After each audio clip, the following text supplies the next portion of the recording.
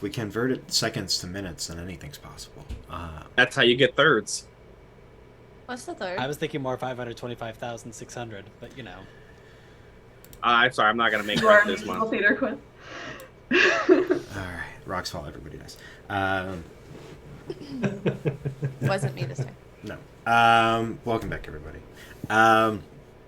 Where we left off, the party decided, after defeating the Dusk Maven and her harpy coven, to get the hell out of White Harbor and head north and west to the city of Deepwell. They spent several days traveling northward,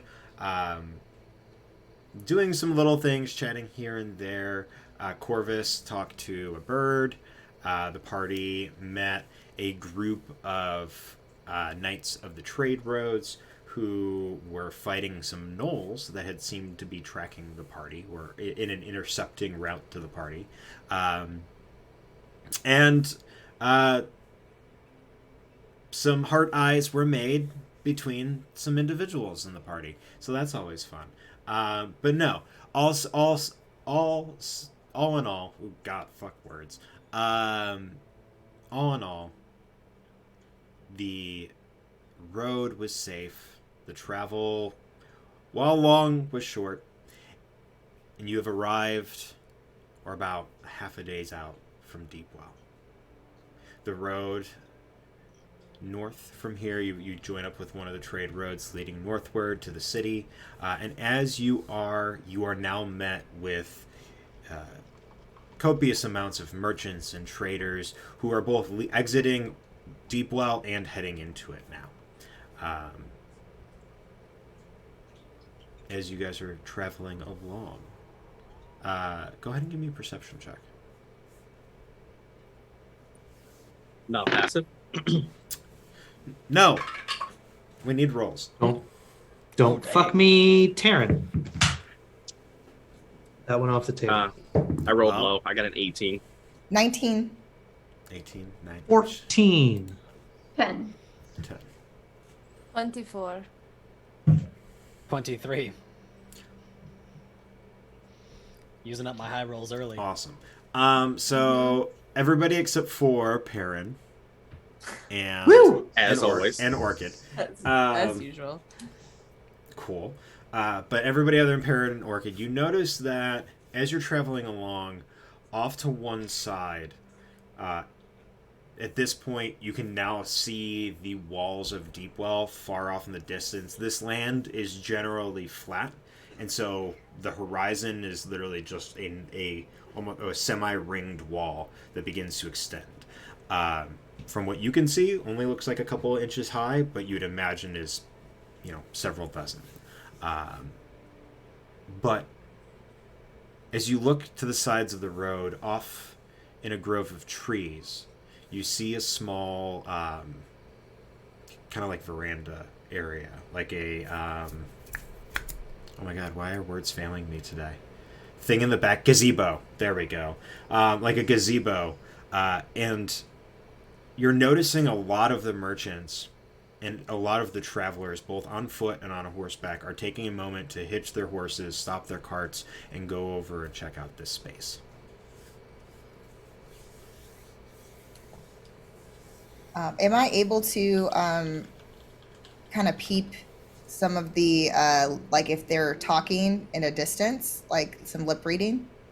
Yeah, so from what most of you guys can see, I'd say Phinara on up, they look to be in silent reflection. There are a couple that are like lip reading and like, or not lip reading, that are speaking to themselves.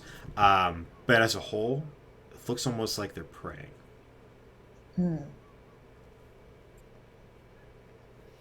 We stop praying up there up with the everybody side of- else.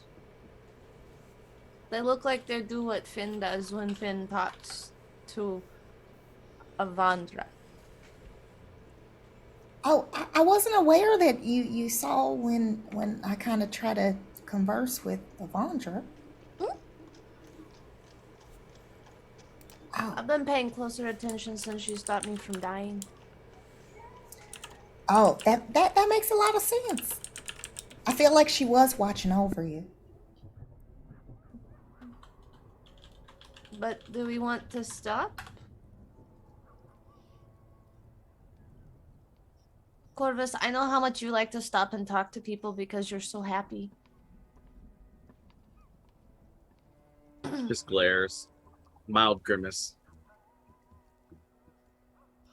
I I'm feel going like to vote we Orca's trying to stop. talk, but I can't hear Orchid's words. Oh, sorry, I was mumbling to myself. Just but he doesn't seem very happy. That was the joke. Oh. Well, I get it. Yeah.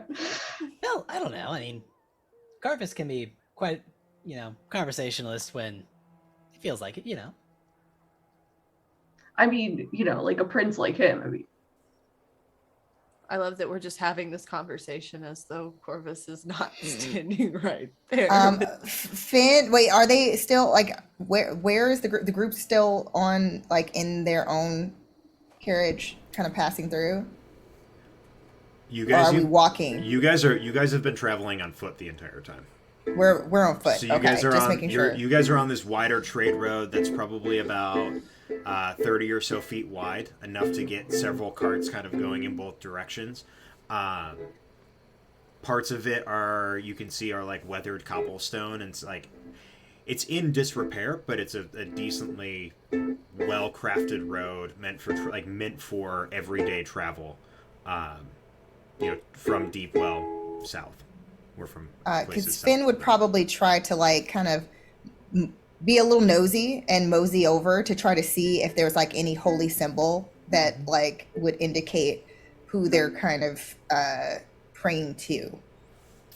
Yeah, so you, as you're walking over, you can very easily see and identify this wooden carved figure, or this wooden carved statue in the center of the gazebo. Clothes painted in really like ornate, like greens and reds and yellows. The face stained darker in complexion, the hair like this light caramel color as it rolls down the back. And as it rolls down the back, it goes all the way down, hits the ground, and then continues toward where, in the direction of where this road that you guys have been traveling on is. You would very, very easily recognize this as a shrine to Avandra. What are you looking at, Finn? I would not have guessed, but they're also too worshipping Avandra. Well, that's nice for you, eh? You found Yeah. some friends without knowing it. Well, I mean, I don't want to interrupt their, special time with her. But Oh, shut up. Go sit over there and go pray with your friends. And he, like, shoves her off the road. is that how you make friends with like spiritual folk? And then she's like, kind of like going You find over. similar things and you talk about them. And he, like, boots her in the butt just to, like, get over there. Oh, all right. So aggressive. Finn is gonna kind of like with her hands behind her back, kind of like teeter over awkwardly next to whoever seems to be grouped together, and kind of like where she'll like once she's close to them, then she'll kind of be like, even though she doesn't normally always do that prayer position like that, she's gonna do that awkwardly. Mm-hmm. So you notice there are a couple of different groups, all kind of doing something like things differently. In one kind of area, you can see a lot of the merchant class, who are sitting there in silent reflection. As they're doing so, they're pulling out like pieces of leather and bits of gold coin. Occasionally, one will pull out something that resembles what they're trading, like a smaller version of what they're trading, and putting it in front of them as if giving an offering. Another group you notice, you can see people that look very similar to you and your friends, right? These kind of ragtag groups of people, whether they're mercenaries or adventurers such as yourselves, or just people who are traveling the world, they are very much so kind of hanging out, drinking casually, and kind of enjoying the moments before they embark on whatever they're going on. And then kind of off in the shadows where a couple kind of clusters of trees hang over the gazebo itself, you notice a third group. This one significantly smaller, of about maybe about half a dozen, like peasant class folk, very rags, kind of torn and tattered, very dirty, on the far edges of the gazebo, hiding in the shadows, fully like in prayer mode, where they're like almost laying down, and reciting and talking out loud, and you can hear very much, please, bring us some sort of deliverance, allow us to leave the city, in similar notes of that, where it almost sounds like a desperate cry for change, as opposed to the other two groups' more excitement for what's to come. I believe if Phinara would probably kind of go over to the group that seemed more like downtrodden, kind of not obviously well put together probably as the rest of the people who are kind of gathered around, especially because of the fact that it seemed like there was more of a desperation to their prayers. And she'll probably go up to the closest person and kind of like almost like kneel down next to them. Is everything all right? Do you usually come here to pray to Avandra? And the head looks up, and you can see this super pale, kind of gaunt face, elves or ears almost elvish like, and this kind of like dark black hair, like jet black hair with streaks of silver coming through it. The eyes golden. Look up and peer up at you. And I'm sorry to interrupt. I just, this is the first time I've seen people congregating to pray to the same person I pray to. No, you're more than welcome. Here in the individual kind of like pats off an area and like makes a nice little like space and like tells one of move over. Feel free. You can sit and pray with us if you want. We come here every so often when things are at their lowest for us. Changebringer represents many things, and sometimes even just a slight change in our way of life it means a lot. I can understand that. I mean, one of the things I learned is that change is inevitable, and that the righteous can ensure that the change is for the better. It's you were taught well. At least that's what my dad taught me. One of the writings that kind of states some things that Avandra stands for. You've actually studied, right? You've studied actual books. And like this shock of like, wait, there's actual books that like people who worship Avandra actually read. I didn't. We've been told of how she brings luck to travelers, and but we'd always hoped that maybe people here, people who are moving but in a less adventurous or widespread path, would hopefully find some change. The upper levels of Deepwell are they're not what they used to be. Well, it seems like some of the changes may not have been for the better. What exactly are you referring to? I mean, Well, the lords of Deepwell, the lords of Deepwell have continued to dig into the earth, continuing to dig deeper. The levels are almost flush with the lake, which most of us don't. Expanding to the lake is borderline territory for us, but what we imagine to be the Underdark are close to it. We don't. We fear that if we keep digging, if the lords keep digging, that they'll awaken something or some people who may not want our expansion. I can understand that concern. I mean, is the digging also affecting the crops and things, or?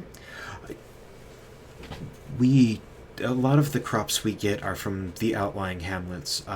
We don't do any sort of growing within the city. The upper reaches are mainly, well, have now turned into mostly kind of dredges and slums. Many of the people are want for food and drink. As much of the trade now not only goes into the city but down into the depths. We don't necessarily want things to change because most of our lives are decent. But every once in a while, it would be nice for people who are supposed to be just to think of the people that they're doing wrong. So, if I'm understanding correctly, you all are concerned about safety of everybody if they continue to dig where they're technically not supposed to, or sticking their nose where they're not supposed to. Yes, but I mean that's more of general kind of town gossip. I'm sorry, I trailed off. We come here to get a little bit of that taste of adventure, to get outside of the walls, and to hope that maybe one day our lives will change, like and the individual emotions to the merchants and the adventurers, much like theirs, but in a smaller way. Well, I understand now. Well, I'd certainly hope that for you. And I do believe that, at least on my journey, I can confirm that Avandra has definitely been with us, so to speak. At least, there's been times when I felt her presence with us, with me. At the same time, I also, too, am still trying to figure this whole connection with Avandra out. So it's still a work in progress. How did you know? Well, it all started when I started having certain dreams. It was almost like she was almost calling me. I didn't realize it at the time, but I'm starting to understand that I think she wanted more from me. That my change would happen on this journey. And there definitely have been a lot of changes, that's for sure.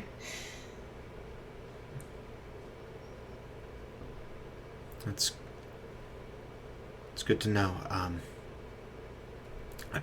I wouldn't I wouldn't consider myself very devout other than the occasional stint here, but Avandra has my heart.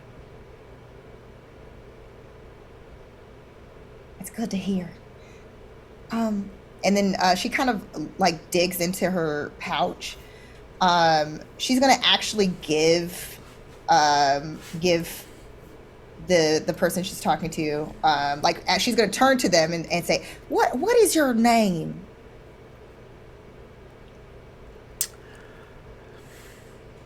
I'm Artemis. Artemis, that's a lovely name. I know this isn't much, but I hope that maybe this will be the beginning of that change that you seek. And she's gonna give 10 gold to the person. Is she giving money away again? Oh God. And Yeah, you guys can. making Yeah, way you off. guys can clearly see at this point, like reaching into the bag, pulling out. I and- mean, are you And- surprised at this point? It doesn't mean Did you anything. just It's give just me a shiny. like? Just, Hold on. And this And- is your you always want her family? to be independent. You should let her be independent. This family. This points over to the younger individual next to them. This is my son. We kind of live more in like a clutch or a commune, or a collective of people who have joined together to live under one roof. Well, do you need more? And it, you see Would you- Phinara's like her At chin. this point, Like- parents like running up to Phinara, and it's just like, hold on a second. Whoa. Oh, this is my okay. You met me. I met your family. This is my family. This is Perrin. Perrin, say hi. This is Artemis and their son. I forgot the son's name, but Hello, my name is Perrin, as you now know. What are you doing? oh, they're fellow servants of Avandra. Very nice people who are also too looking for a little bit of journey and change in their lives. And I'm just trying to help start off on the right foot. Just by giving away your funds, just handing them away, eh? That's what you're gonna do. Well, I like to think of it as just being showing a little charity, okay? And especially for fellow servants, and just wishing them well. I don't think there's anything wrong with that. How much What's have you given them? charity? It's when you give things away without knowing why you're giving them away. It's not because really you true. believe in good things happening for people. How much have you given them? 10 gold. Okay. We'll give him 5 more, and then Perrin pulls out his wand, and starts like waving it around on the forest floor, and he'll cast Goodberry with the hazel wand, and a small little sprig of hazelnuts will appear. And he'll like pull it out from the ground, and he'll hand the sprig of hazelnuts to the people here. Now this will feed 10 of you, and it'll keep you fed for the day. So if you take one and you mash it up, you make it into some kind of spread, you could make it last a little bit longer. I mean, it does go off after a day, but this'll make sure you're not hungry for today at least. So yeah. Art makes a note in his notepad about hazelnuts. Add to butter. Try. What have you done? That's how we brought Nutella to Ecriom. Just add a sprig of a little bit of chocolate, a little bit of. Awesome. They very gladly accept them, and they start kind of parceling them out amongst this group that's here, with that same kind of caution of like, don't use it all at once. We can feed the whole commune. Let's bring it back and then decide what the best course of action, what the best thing to do is. The golden-eyed individual kind of not thank you both. This will be very helpful. They look back at you, Phinara.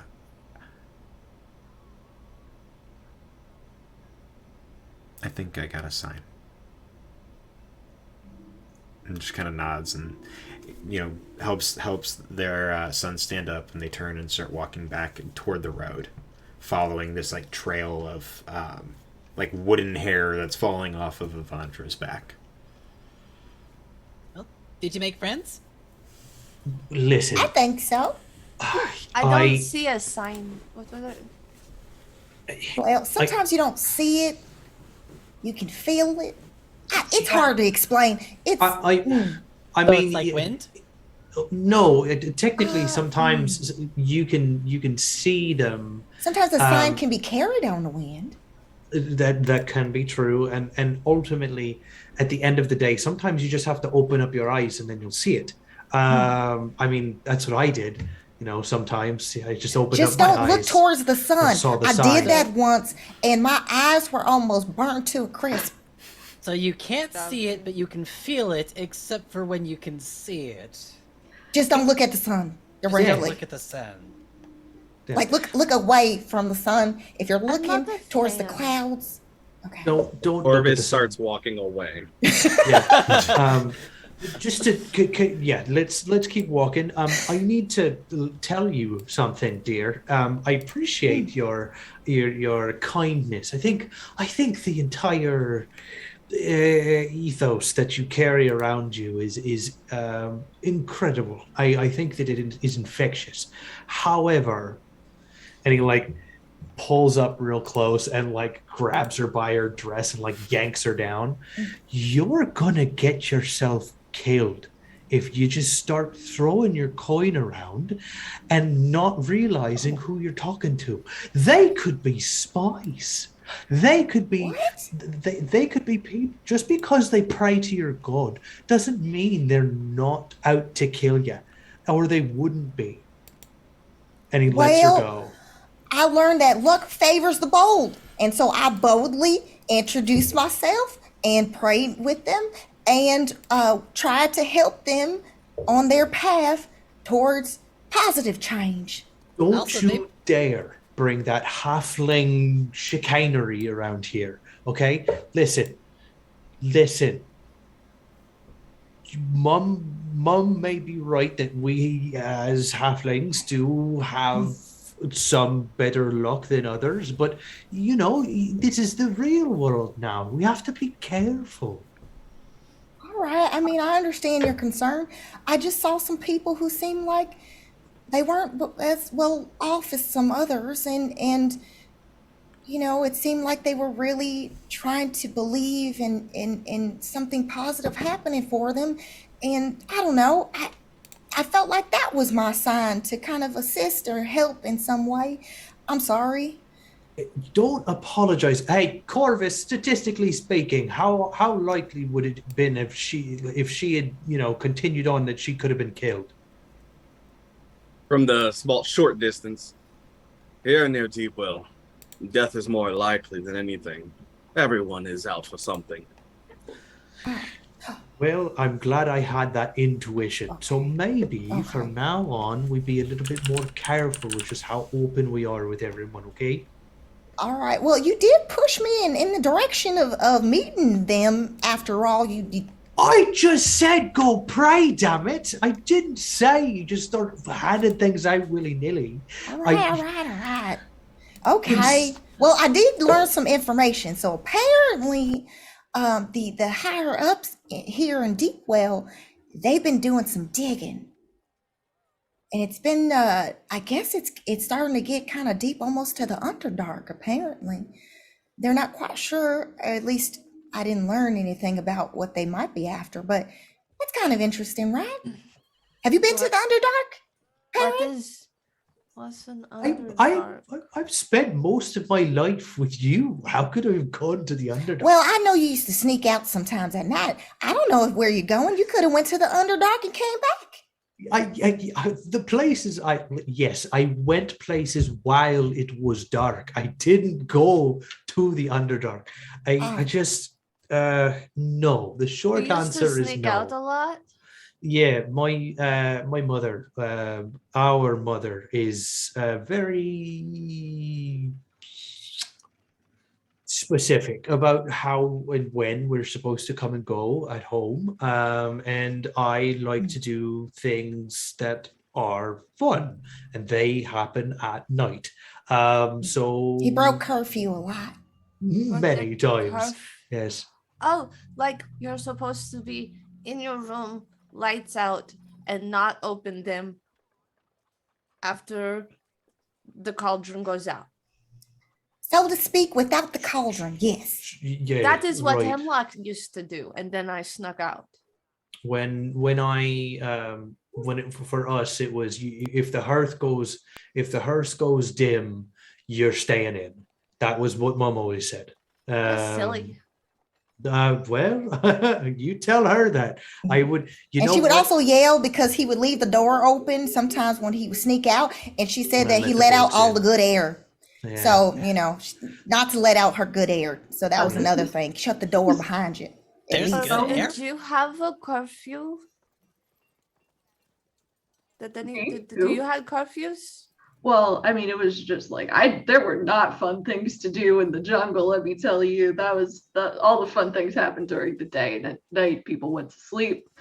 I guess in the city it was different, but no. I mean, there wasn't really much point in having a curfew. It was get back before dark if you don't want to get eaten by animals, sort of thing. It's pretty practical. Different strokes for different Oh. folks. Hale had the curfew too, because if Hale stayed up too long, he turned into a pumpkin. But wait, someone turned into a pumpkin? That's what he said, is because he's old. Oh. Weird. I didn't know Dad's old often people asked me turned if into I could, pumpkins. I think it might have been an expression. Uh, An espresso. Yeah, an espresso. I'm That would glad make you and me sense. were thinking the same, Renee. I turned into a pumpkin once. It was a weird experience. What the heck? You can actually turn into a pumpkin? Oh no, this was a complete mishap. Eden is scampering after Korvus, continuing this conversation. Yeah, we're continuing. We've been Walking and walking. We talking. didn't, Oh yeah, we no, didn't I stop. assumed y'all were walking and talking at the same time. Korvus, did you have a curfew? Korvus. What? Did you have a curfew with your moms? They never enforced a curfew. They believed the best way to live was to live freely. Also, Lucky. they don't have to enforce a curfew against somebody who's boring. Contrary. They didn't enforce it because, well, they had no concerns. I spent much of my time traveling.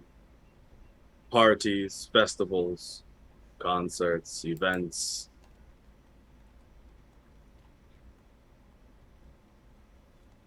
Wow, he's What? almost done as much as you, parent. Yeah, well, I mean, I guess we all espresso it differently. My dad just Korvus, usually told me that I needed to, maybe wait until morning before I kept making noise. wait, wait, what? Well, What? Well, I would always be working on different projects, and it just oftentimes when I get inspiration on something, I just kind of get carried away and I lose track of what time it is. And so they would come up and say, "Art, that's wonderful that you're doing that, but could you maybe do this, not at this hour of night?" And okay, well, I guess I can, I'm kind of in the middle of the process right now, and this might have a bit of a mishap if I stop right now. I was like, "Art, please go to bed," and well, that was a regular occurrence. That's I how guess you that became makes a sense. pumpkin. Oh yeah, that was such a weird experience. I probably don't want to repeat that one. But how did you turn into a pumpkin? Well, let's just say that I accidentally mixed up my ingredients. Oh, That just begs more questions, my little dude. I also too have questions for Korvus. What is this stuff about digging? Now I'm very curious. What are they doing? What are they looking for? Deepwell. Its name gives it away. A city that's built downward rather than up. It makes Well, its way it's- further along underground. As the city evolves, the depths increase. Well, in theory, that has repercussions of where that all leads. And they have the library? They are one of the more flush cities, full of opportunity in many ways, information, connections, trade. Though not all of it's on the righteous side of things, there is a sense of individualism that people seek in Deepwell, a chance to make a name for yourself. I like my name though. It is, as you say, an espresso. An espresso. He's using the term. And by this point, you guys. That was weird. At this point, you guys have gotten closer to the city gates. Traffic is starting to become a little bit more crowded. Thankfully, you guys are on foot and can kind of weave and bob your way through. Until you finally get to the gates of Deepwell. The walls are immaculate. Well, not immaculate, but this kind of dirty and grimy with like bits of moss here. What the heck is my head? Or my headphones keep like, I don't know, being weird. But You sound okay. oh no, it's on my end, so it's like they like are they like beep, and then obviously they can hear it through here. Anyway, walls are probably about 60 or so feet high. They're fairly large, built of these giant stone blocks that are put almost right next to each other and then stacked up high.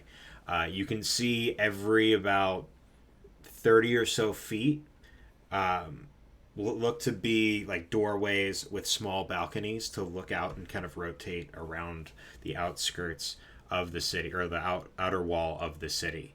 The gates themselves are these massive 2-story tall, giant wooden and iron banded gates that are at the moment fully open. You see one here on your end, and then about 30 feet in, as the wall extends about 30 feet in width, another set of doors that are opened toward you all. So one opens inward, the other one opens outward. Guards are kind of waltzing and moving about the walls, observing very heavily plated armor, large crossbows in their hands. You can see at the very tops of the walls, these giant scorpions and catapults that are aimed outward and kind of scanning and moving across the horizon. As you get closer, you notice that there are several guards that are moving amongst the carts and the caravans and the traders, not only those that are leaving Deepwell, but those that are entering, heavily inspecting what they're bringing into the city, heavily inspecting what is being transported out, looking for manifests, looking for any sort of record of what is being traded. The ones on the ground don't look anything like the ones who are up on the walls. These look like very common, almost like common thugs. They look battered and worn, like their faces are just battered and worn with age. You can see heavy sags underneath their eyes from sleepless nights. The smell on them and those that are moving back and forth, there's just people who haven't bathed in quite some time. The guards on the ground. The guards on the ground. The ones up top obviously can't smell, but you can tell based on their armor that they look that there's a visual difference of like the guards up top are definitely the people who like either paid their way or have some sort of station within the city. The guards on the ground are like common foot soldiers and those who like need a job. And it's very, very like they're doing what they have to do. You can see those of you with the higher passive perception, so Korvus and Finn and Eden, you notice that a lot of the guards are like borderline verbally berating some of these caravan masters and these traders to the point where they're getting bribes or like under the table offers from them to just kind of, all right, cool, like you can move, you can keep going. As you Can I Um, insight check as- just like for a general a general vibe check for Eden vibe of she- how Eden is perceiving this? Mhm. While that's Korvus will kind of try to get the group while we're close. As we enter, keep all details of yourself, your abilities, your belongings at a minimum. You know nothing, you have nothing. Only speak more if you have to. When I say everyone is out for an opportunity, there is not a person who does not seek such. Do not give them a reason to pry further. That's a dirty 20. A dirty 20. A lot of the vibe that you're getting is like the vibe of like don't trust man, like the don't trust man that you got back at home, those teachings from your sisters. Very much like you're looking around like this is really shady, this is really shitty, don't like this at all. As they're walking and sees like these guards clearly berating, in one of their minds, doesn't matter which one, they will start to hear horrible cursing in Sylvan. You watch as a human for a second, like visibly, like looks, like shakes their head and like scratches the back of their neck and I need to get some sleep. And the one guard, you're right. Yeah, no, I'm just thought I heard something, but and like starts rubbing his face and rubbing his. Thought I heard something, but yeah, I don't know. And then, in his head, he will hear, just in common, "You're going to die." Like Eden is like, "Yep." Mm-hmm. As he's looking at the other guard, his fellow guard, he like is rubbing his eyes again and like,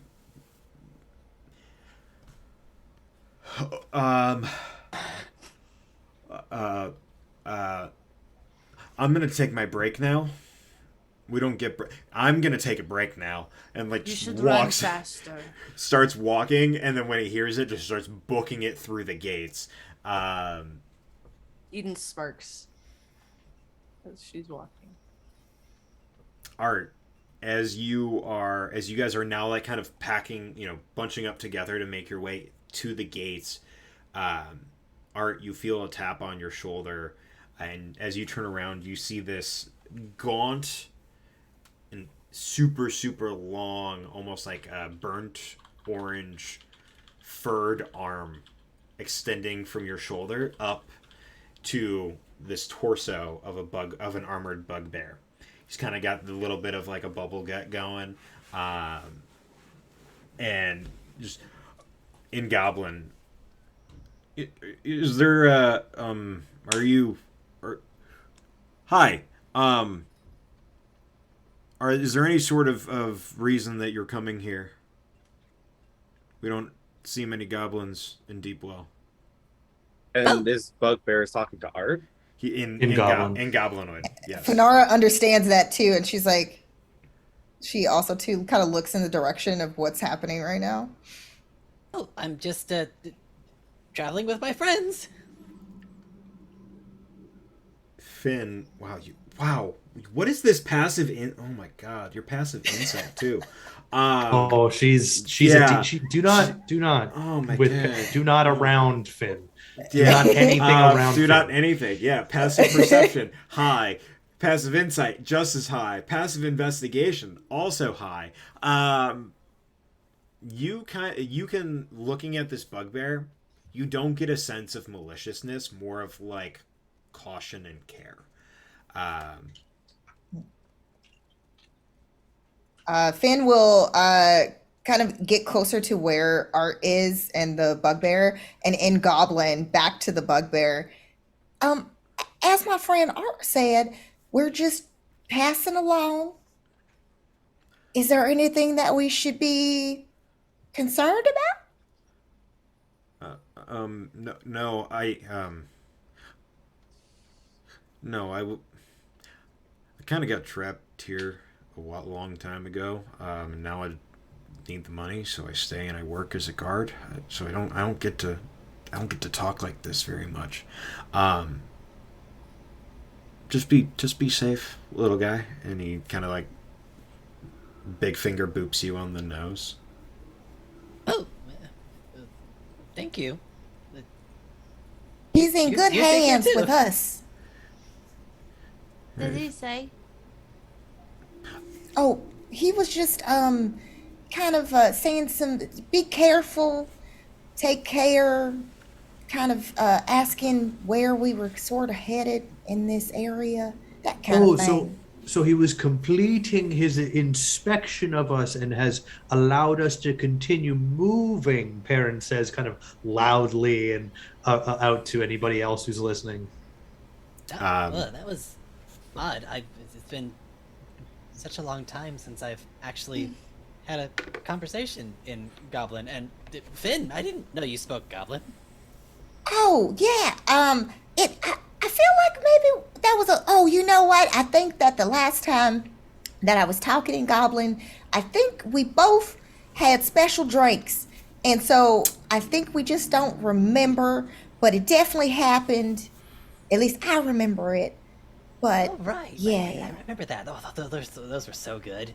Mhm. I need to remember. But I don't that do it recipe. enough, so I should try to make sure that there's occasional conversation so you feel more at home, away from home.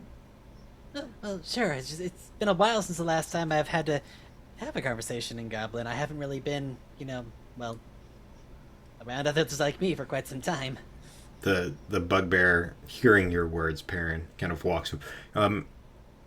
Here, and he pulls out this like large sheet of parchment, like flips through a couple pages. Can I get a name? He says to the Or- group, right? Yeah, this is in common now. And to my understanding, this is normal, right? They typically do have names of like citizens that they're letting in. It's more of like Or you're getting trades and stuff. it's more of like you're getting a writ of like these people can go into the city. Like these people are certified to go into the city. They've been thoroughly inspected. Blah blah blah. I believe I've come in and out of here enough to give my normal name to them, right? Mm-hmm. Yeah, I would say you're well known in the upper rings of the city. Yeah. Oh, Yeah, sorry. You need a name for all of us, or just somebody's name? All of you are individuals. Whoever's going to speak on your behalf, maybe. Oh, okay. So this is the part where Perrin literally steps back and looks up at Korvus. Yeah, Korvus, that's for it. Korvus. No, different. All right, Corvette. Cool. That with a C or a K? Korvus with a K. All right. And is Noctifer N-O-C-K or N-O-C or... N-O-C-T. I can't spell very good. I don't know why they gave me this job. You needed it. N-O-C-T-I-F-E-R. Awesome. And then he goes down to the bottom where you can see like there's this red X where he's supposed to sign, and he just puts another X and like rips off the paper and hands it to you. There you go. And we'll roll and pack. Yeah. Free to go then. Yeah. No. Travel safe. He looks down at you.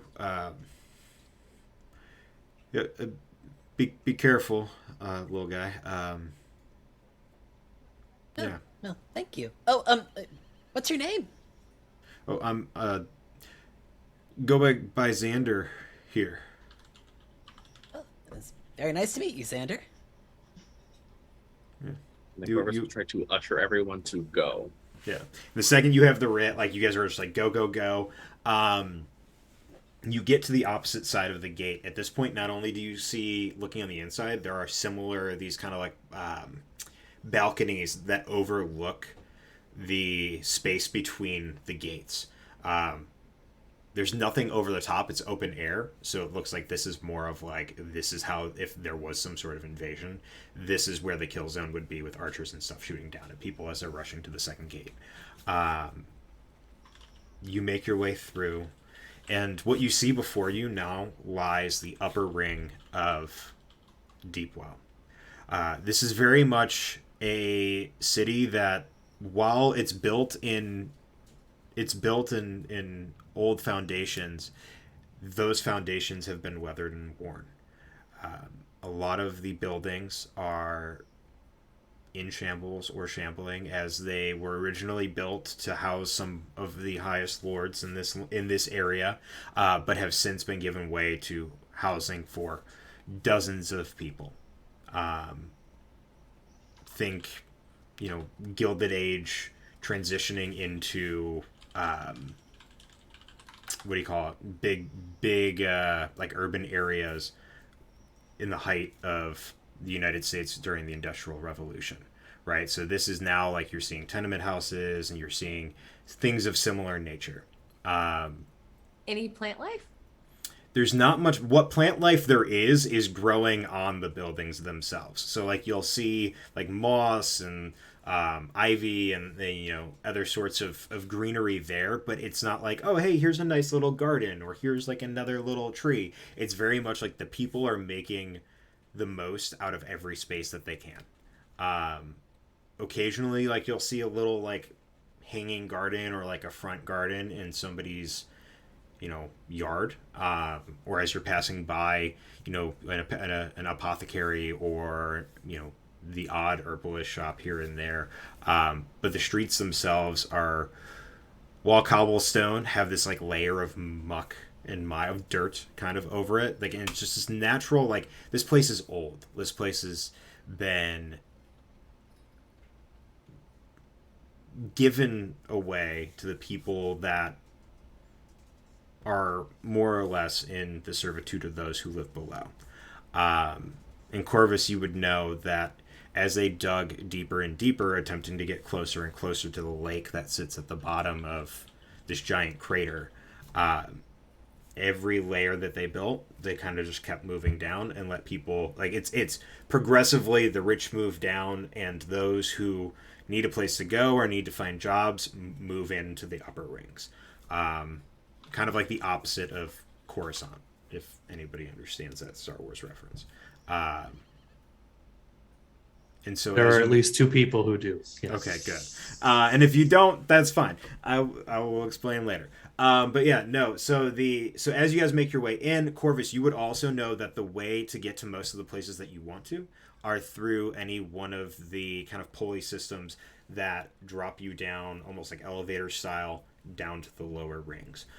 These are right on the edge of the crater that's in the center, that makes up the center of Deepwell. And most of the major roads, including this one, go directly to a plaza or a market area that feeds into that elevator system, as a way to transport goods up and down. You'd also know that there is like a cart ring, like a ring that goes from level to level and level all the way down for transport of massively larger materials. But the easiest way for you guys being on foot would be to hit one of those elevators. Oh, what time of day are we at right now? Around slightly before midday. Okay.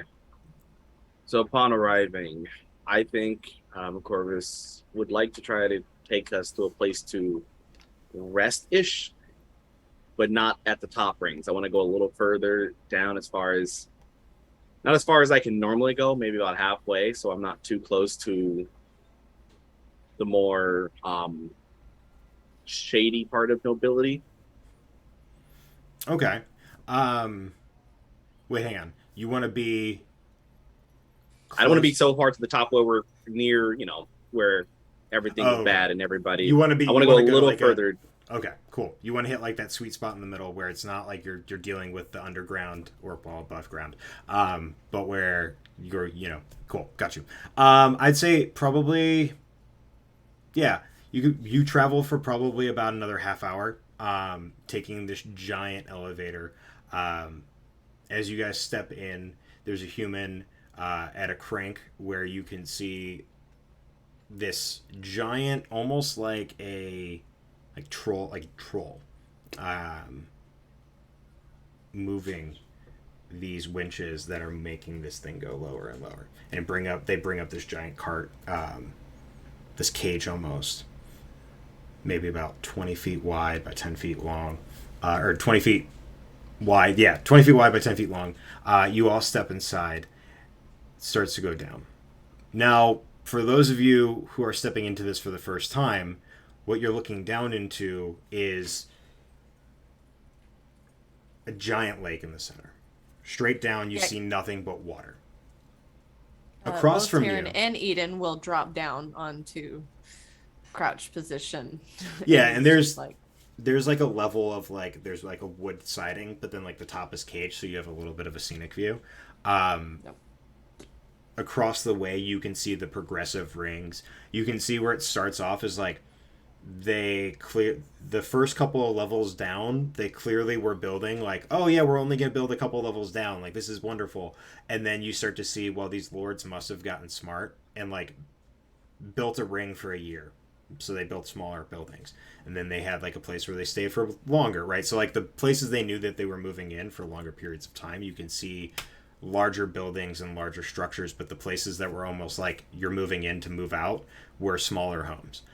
So the layers are almost weirdly tiered, where some of them are 10 or 15 feet high, and some of them are 50 to make way for the buildings that are within them.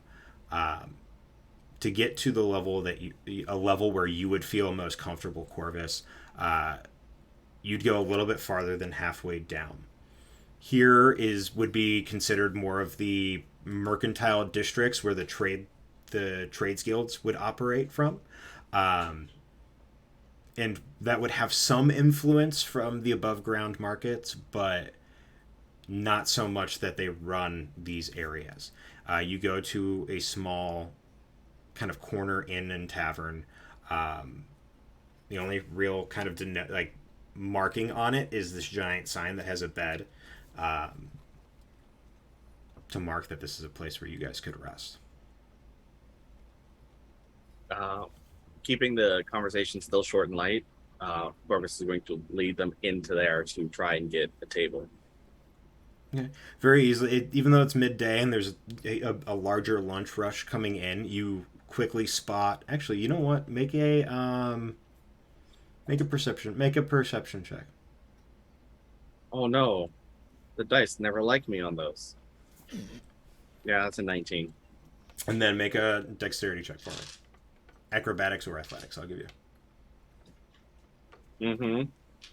Just because I want to have some fun with it. That is a 14. A 14. Okay, now I'm gonna... All right. So you notice that there's a group, it's packed in here, but you notice as you're walking in that there's this group about to get up. You make your way there, and as you are about to sit down, you watch as another individual, this dwarven fellow, just squat down right at the opposite end of the table from where you were about to sit. And as he does, well, I'm sorry. This table is taken for me and my party. No, it's not. I got squatting rights here. No, you don't.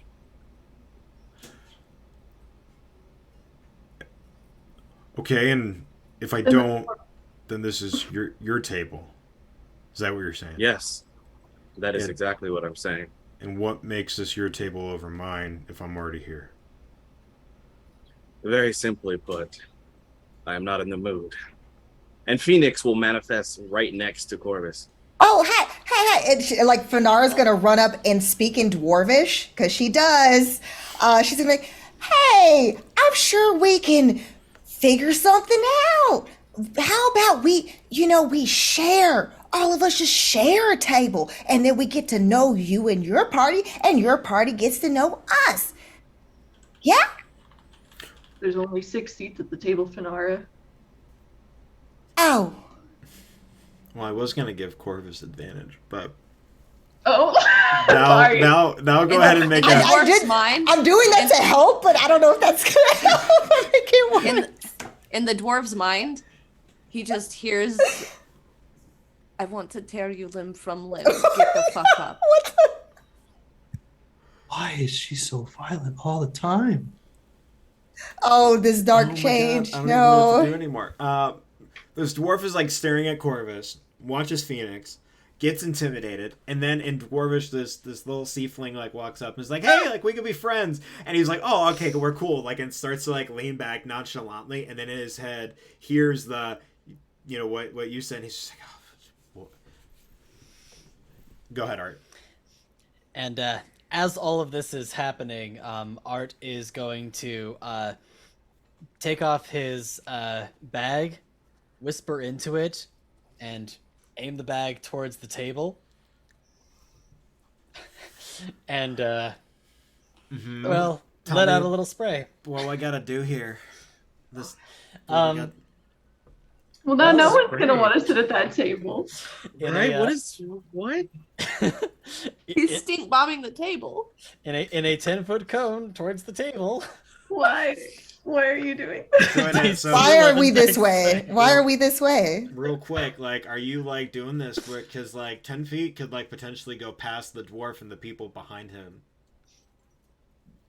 I don't think we thought this through that far. I'm gonna say Let's say we. I did. Korvus gonna- was ready. the dwarf 100% fails. I rolled a Mhm. 10, so unless Mhm. it's a 10, I don't think the DC No. for that is 10. Cool. No. And then oh well, no, wait, hang on. You just pointed the bag. You didn't like pop dual car out, did you? You just pointed the bag. I whispered into the bag to have dual car kind of like Shuffle. adjust accordingly. I was gonna Yeah. say because you could have it diffuse through the bag, and then it wouldn't necessarily be as effective. But then the bag would be. Well, that's dual car's problem, not He's a skunk, so he already knows what he smells like. Like, come on, let's be honest. Oh, Skunk God. physics. No. Anyway, this individual is gonna 100%, unless it's a natural 20. No, is. I see your point. And just it turns beelines and goes back and like kind of walks out, and you can see walks around the building to the like down the street a bit. The table is yours. You can all sit down. As you do, this half-elven woman walks up to the table. Hi, how can I be of assistance to you all today? We have a wonderful meat pie that is our special for today, and then we also have this bread that actually my brother just invented it. It's this bread, and you put little bits of sliced tomato and cheese on it, and you toast it a little bit, and then it's absolutely superb. I'll try that. Okay. Okay, one of those. Any other food? What's in the meat pie, or should I not ask? Meat. Great. I'll have a meat pie. All right. Is it possible for me to get the bread without the toppings for reasons?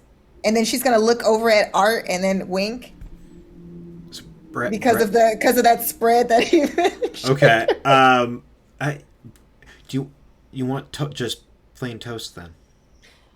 Yeah. Yes. Well, here, you can the toppings that you don't put on her order, you can put on mine because I want one of each, please. So Okay, so my bread one- will have double cheese, double tomato. Oh, all right, okay. Yeah, I can do that. All right. For sure. Yeah. Looks toward you, Perrin.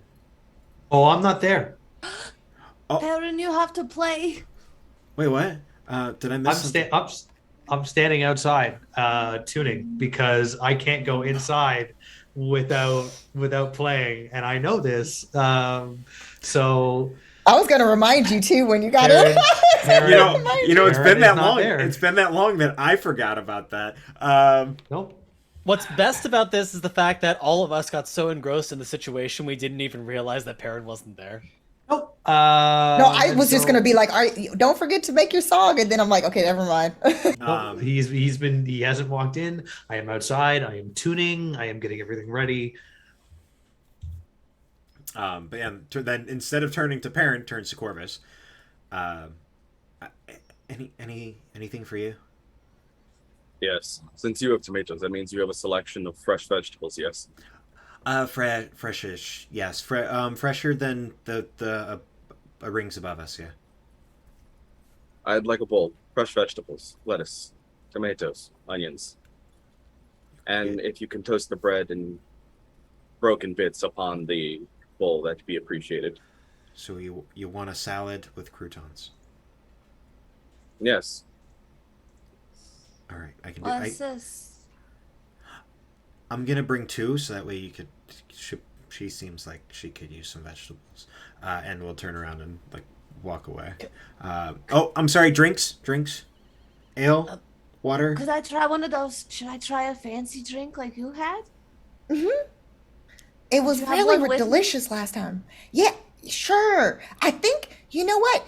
And then she's gonna look over at Perrin. It's not where Perrin. The direction where Perrin is, meaning like she's thinking about her brother and like how he would respond if she drank. And then she turns to Eden. You know, I should probably just sip a little bit of yours. We could get a small glass of wine and just Okay. share. Yeah, I've never yeah. had it. Let's do that. A little. I could share a drink with you too, Phinara. Oh, really? Jared. Oh, Yeah. yeah, I really like that too. Yeah. Alright, If do you want. want to share one too? Korvus? We could. If we you could would order not different mind. things and then try them. I would like a glass of the wine specifically that comes with the lower ring style. Red. Oh, you know what? Looks like my aunt used to have what they called a flat of the alcoholic drinks, and then you get to sample each of the flavors, the local flavors. Do you have something like that available? Well, we And can try it's all really the wine. small. Yes, I have. Well, I only have 3. I have a white. I have. You're talking to somebody who drinks 0 wine right now. Yeah. So I have a white, a red, and a pink. That's fantastic. You know, usually my aunt had about 10 of those flats, but I think that's more than enough for us. Yeah. Yeah, that sounds you- good. Oh, also, could I also get a glass of whatever the highest proof alcohol you have is too? What? Okay. Sure. Yeah, I can do that. Oh, thank you. Yeah. We'll run you Do you about have any a fruit? Okay. You don't need to pay yet. I'm keeping track of everything. Yes, I That's have the fruit. tip. We'll get some fruit for you here in a minute. That's the tip, so you go fast. Awesome. Yeah, And- just the tip. Okay, I'll be back. And she runs off and kind of like is like scurrying between tables to bring your food order and drink order in. So where's your Perrin. brother? Where'd Perrin go? Oh, you know, how should we explain this? He's cursed crossed by the an Fae. archer to perform, so he has to prepare himself, most likely. Yeah, he has to perform anytime he's in a tavern bar, like sitting and sing and do a whole thing. It's Who cursed him? It was the Fae. Oh, Archway. really? This is the part where like Perrin is like, and like rushes into the tavern and just like blazes his eye like across the entire atmosphere and tries to find the like highest point on which he could climb and or stand. Oh, there he goes. There is the room is has an elevated level, so where the party is sitting is in the lower tier, but on that upper level there is a railing that goes across the outside, and you are I can 100% stand up there and play. Great. Because if it's taller than the stage, that's what's important. Even if they don't have one. So Perrin kind of clambers up on top. Ladies and gentlemen of this humble establishment, thank you for coming this evening, this afternoon, whatever time frame you might have come from in order to be here. Time moves differently in many places. I thank you for your patronage, as does the establishment. I would like to sing you a brief song, and I will do that for you now. And Perrin just starts, just.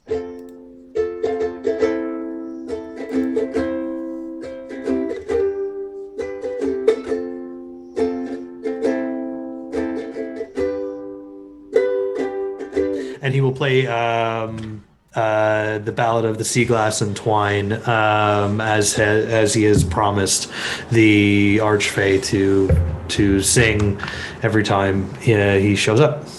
Oh yeah. Go ahead and give me a quick performance roll, just to shake some giggies. Do we have that Archfey's name? Because it is missing from my notes.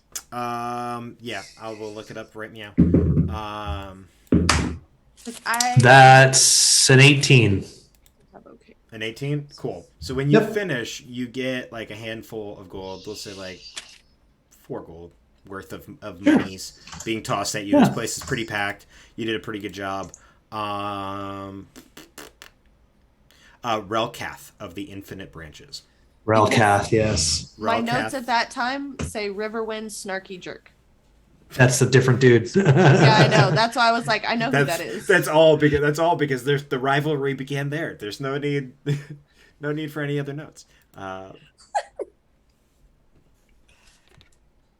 miss River. And after I do my performance, I come back down to the table and I go, "Oh, I hope everybody's okay. Sorry that I was lagged in getting in here. I just had to get ready." That was a really good performance, but you missed it. Finn gave 20 gold to these peasants that came by. What? I did no such thing. I learned my lesson from when you were chastising me out there before earlier in the day. I did not do that. She's just pulling your leg. We did order flights though. Yeah, so remember how Aunt Marlara would order 10 flats? And she said that was to cut weight or something. It was very weird. But we ordered just one. We didn't order 10 like she normally does. There's a pink one. Yes, there are several pink ones actually. As I recall. But no, I'm glad we just ordered one and not one for everyone. But that's good. That's what fine. We did? No, that's what you need to do. The table just needs one. You only ever need one. I thought he said you Really were boring. He is boring. Listen to him. What do you want to eat? I'm just gonna eat whatever you've ordered because you ordered before I could get here, and that's well, fine. I ordered plain bread so we can try Art's special spread. That There's also an extra salad. Oh, I got salad. Oh, Yeah, okay. with a really interesting way of putting the bread on the salad. I've never seen that before.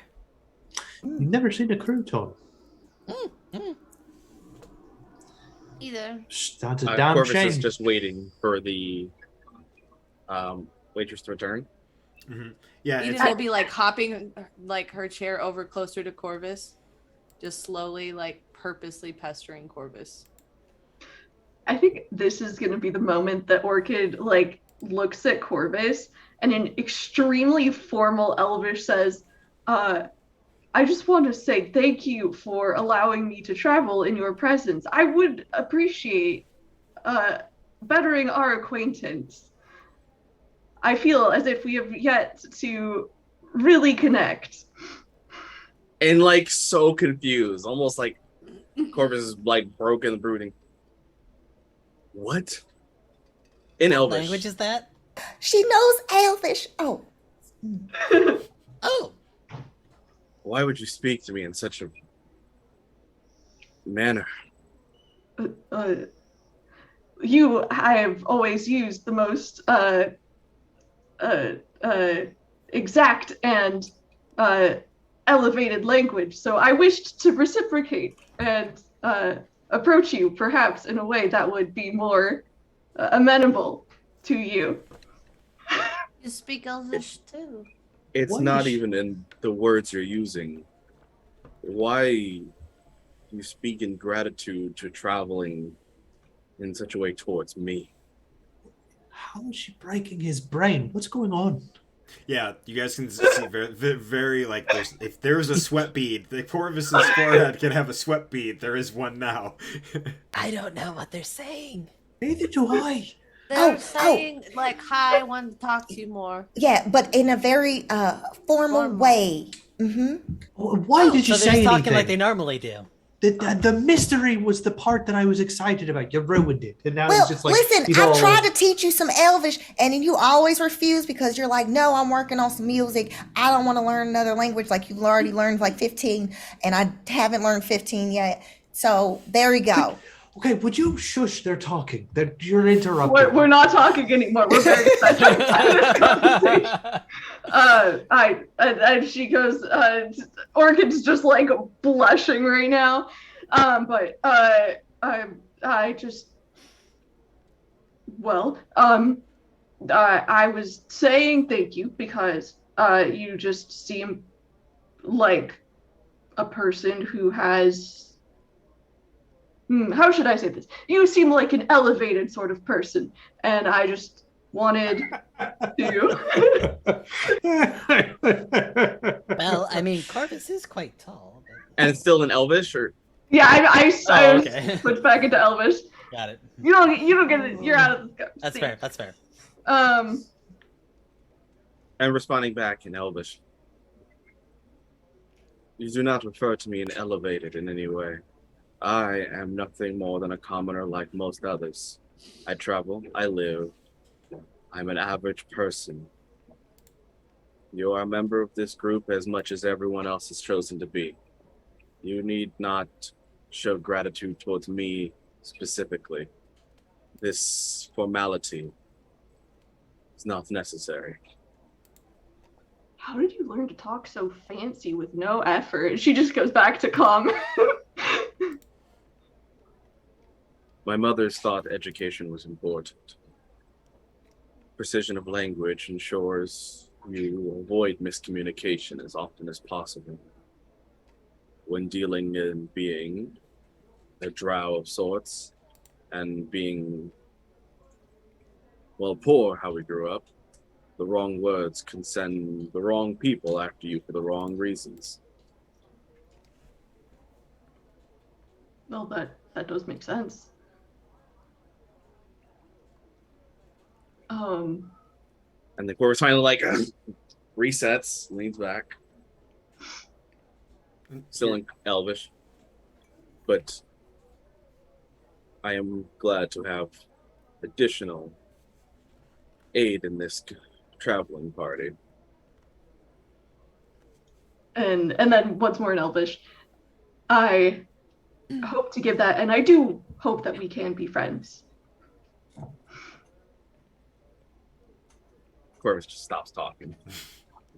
Oh, you used the word friend with Korvus. That doesn't go well. Oh no. Barriers. No, but so That was lovely, the Orchid. That was very lovely.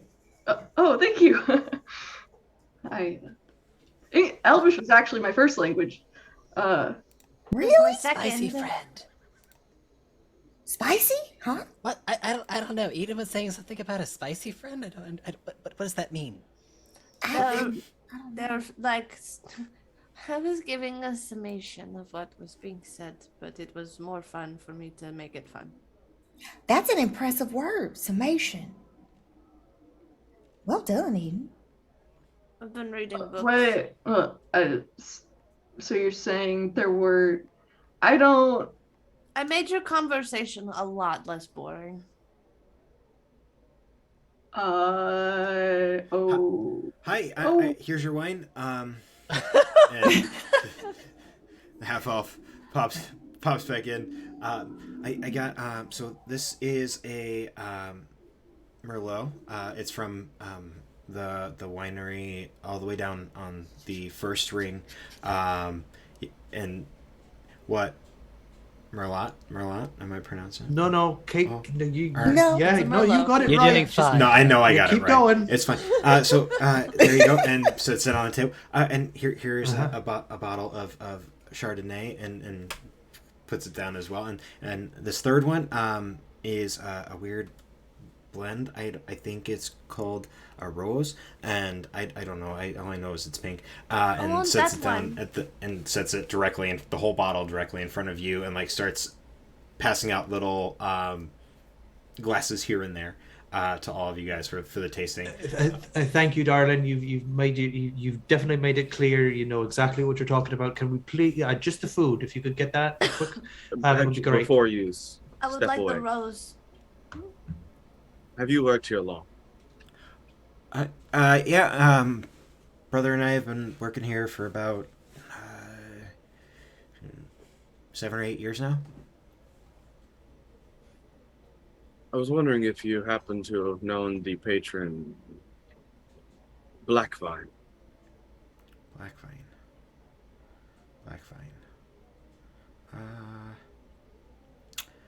That's the surname, but maybe Tiresias. Tiresias. I don't know the name off the top of my head, but I can go ask my brother and see if maybe he knew something. Thank you. I'm gonna go do that while I go grab your food, and turns around and walks back off. That poor lass just absolutely just does not know what she's talking about when it comes to wine. That's not a Merlot, that's a Cabernet, that's a Pinot Grigio, and that's a Moscato. I don't care what she sells us on what it is. Which one's the pink one? That's the Moscato. Oh. I just want the pink one. Here, drink it. Okay. It's very light. Tastes kind of flowery. Yeah. I like that one too. That one is, I think I tried it a long time ago, and Aunt gave me a little sip of it, and it was sweet. I like it. And here, Korvus, you should have some of this Pinot Grigio. It's bitter, just like you. I'm only going to take it because the bitter taste is better with the salad anyway. You're not wrong. It'll actually increase the bouquet. And he slides the Cabernet towards Orchid. Now this, right up your alley. The earthy flavors of the Cabernet is really going to resonate with your meat pie. I would definitely recommend it. All right. Oh, but we were gonna share, and then she like glances at Phinara. I guess we have 3 bottles of wine, so there's no reason. Well, I mean, you technically are sharing. Yeah, right. Yeah. it doesn't and then, if you don't mind, I would love to try some of the meat pie with the just Oh, taste them yeah. both together. Sure. Yeah, of course. Finn, Hmm? are you feeling ill again? Am I feeling elegant? Ill again? Ill. Oh. Your face. Oh, and then she's like, and then all of a sudden you see where she like kind of puts her hands on either side of her cheeks, where her little scales on her cheeks have basically kind of turned almost like green, because it's like purplish green, like it's like a weird hue where she's kind of blushing. Parent kind of looks up at her and goes, I don't know what you're talking about. And the scales are, brilliant blue because he's cast prestidigitation. Oh, you're just fine. You're good. Everything's It fine. must be the wine already getting to me. I've only had a sip, but what do I know? Sometimes you can see colors if you drink enough. Really? Wow, I've never drunk enough for that. On a see side note, colours? Korvus, Please don't. Yes. you said there's a library here, right? There's many sources of information. Come tomorrow. I reach out to the contacts and see where we can find information. What we need may not be in any public archive, or at least not available to the general public. Well, whatever you you- can find us, I definitely appreciate. Well, do you need specific questions that I need answered in case? Not necessarily, but it should be safe for when we establish the contacts. Whatever they can give us will then lead us down the path you need. Okay. Also, not to be antsy, but what is our game plan for like how long we're staying here? I don't know. I don't make plans that far in advance. All right. I believe we're staying as long as Korvus needs to stay. We came for information and contacts. And then we can go deal with your stuff, because I know that's really pressing and very important that we handle your problems. Emphasis on your problems. Here's your food. Coming. Salad, second salad, meat pie, and the half elf starts like going around passing stuff. Oh, I didn't even see you there when I came back. I'm really sorry. Did you want food? Or are you just gonna? No, they ordered without The me, salad. and we're gonna share. All right. Just the bread toasted and okay, the bread with double fixins. There you go. Eden's going to take one of the croutons off the salad and then just take all of the croutons off the salad and be eating the croutons and then pass As the you try to salad grab like a Perrin. few more croutons from your salad, My salad, yeah. You're just The extra pulling the salad. croutons off. Yeah, I pulled all the croutons off and then like slide it over to Perrin. As one It's does like- when they eat a salad, 100%. Yeah. Yes. I endorse this. But no, as you guys eat, as you guys start drinking, Korvus, the half elf, kind of wraps back around to you and whispers in your ear. I talked to my brother. He hasn't heard that name at all. Do you have any context? He is simply one that likes to spend time out and about. A faithful one dealing with military or religious. There's not much to go on. I just simply thought maybe the name might have been heard once or twice. Yeah, no, unfortunately I haven't. My brother hasn't either. If it's a religious organization that they worked for, you might try one of the temples. Do any of the temples have a strong military force? Technically, the temple that has the most military force would belong to Lord Wormhaven. He's one of Wormhaven. yeah, he's one of the lords of the technically Duke of the second ring. Wormhaven. Thank you. I will look into that. There's also some fighting pits that sometimes talk about Cord, but it's not really a thing other than Cord's name day. The Wormhaven. It's one of the nobles. I'm assuming much further down in Deepwell. Second ring.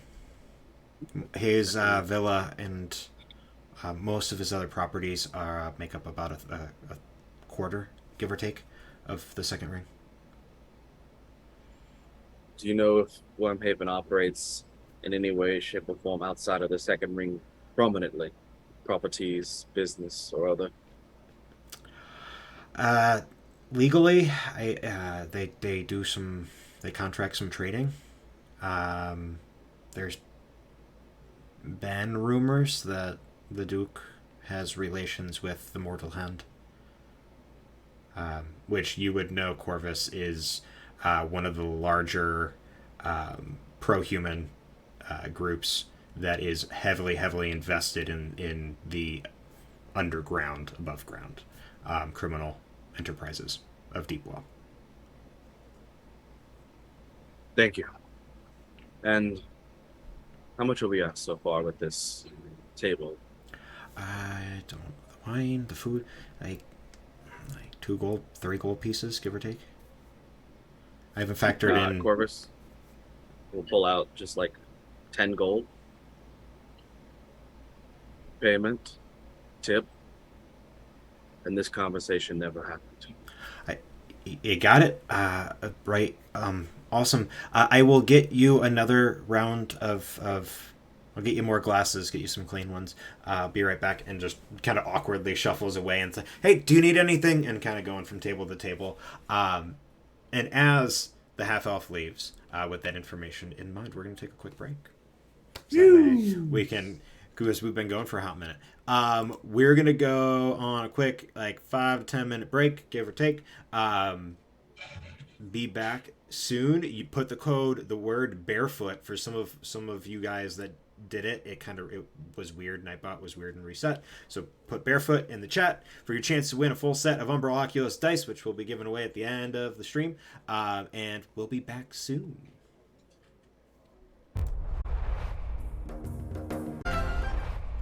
Hi, everybody. Logan, stop mooning me. I can't, because then Twitch will... I can't. No, not here. Hamboni? Off camera. Yes. We don't do that Is it here. hot in here, at the Red Logan? Hare Inn. No. We don't do that. We don't do that. But no. So you guys have your food. You have your wines that I don't know what they are. But Perrin does, so that's good. Because, halfling hospitality is always the best. But yeah, so you have your wine. You have some information of where to look and who to look for. Art, you do get your... Not only do you get your... super, super high alcoholic proof alcohol. You also get some citruses, you get some lemons and some limes. Were there specific fruits you were looking for? Because I know you said fruits. Citruses are great. In particular, I was hoping that I could try to find...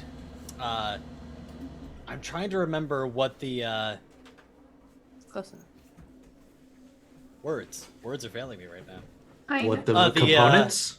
Yes, thank you. The components were for the lovely alcoholic beverage that we had when we were playing with the Fae. And we're also reversed. Oh. So Art is now Phinara.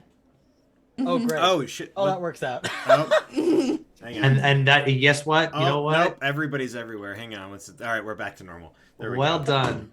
Well We did it. done. Shh, you weren't supposed to say anything. Well done. So, can Also- I say Wormhaven? What an evocative name. I mean, how did he get that family name? Were they undertakers? Farmers? Did they, what is a haven for worms? Did that They mean house like dragons? a dragon? Oh, I guess there could be dragons. Yeah, I guess, but I don't know how it's spelled. My sisters always talk very unkindly about them.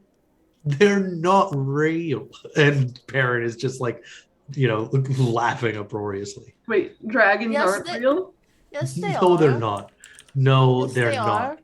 They're not. They're myth. They're stories. People As a say that about storyteller, witches too. well, I know that witches is a derogatory term for women who can do magic. That's really what that is.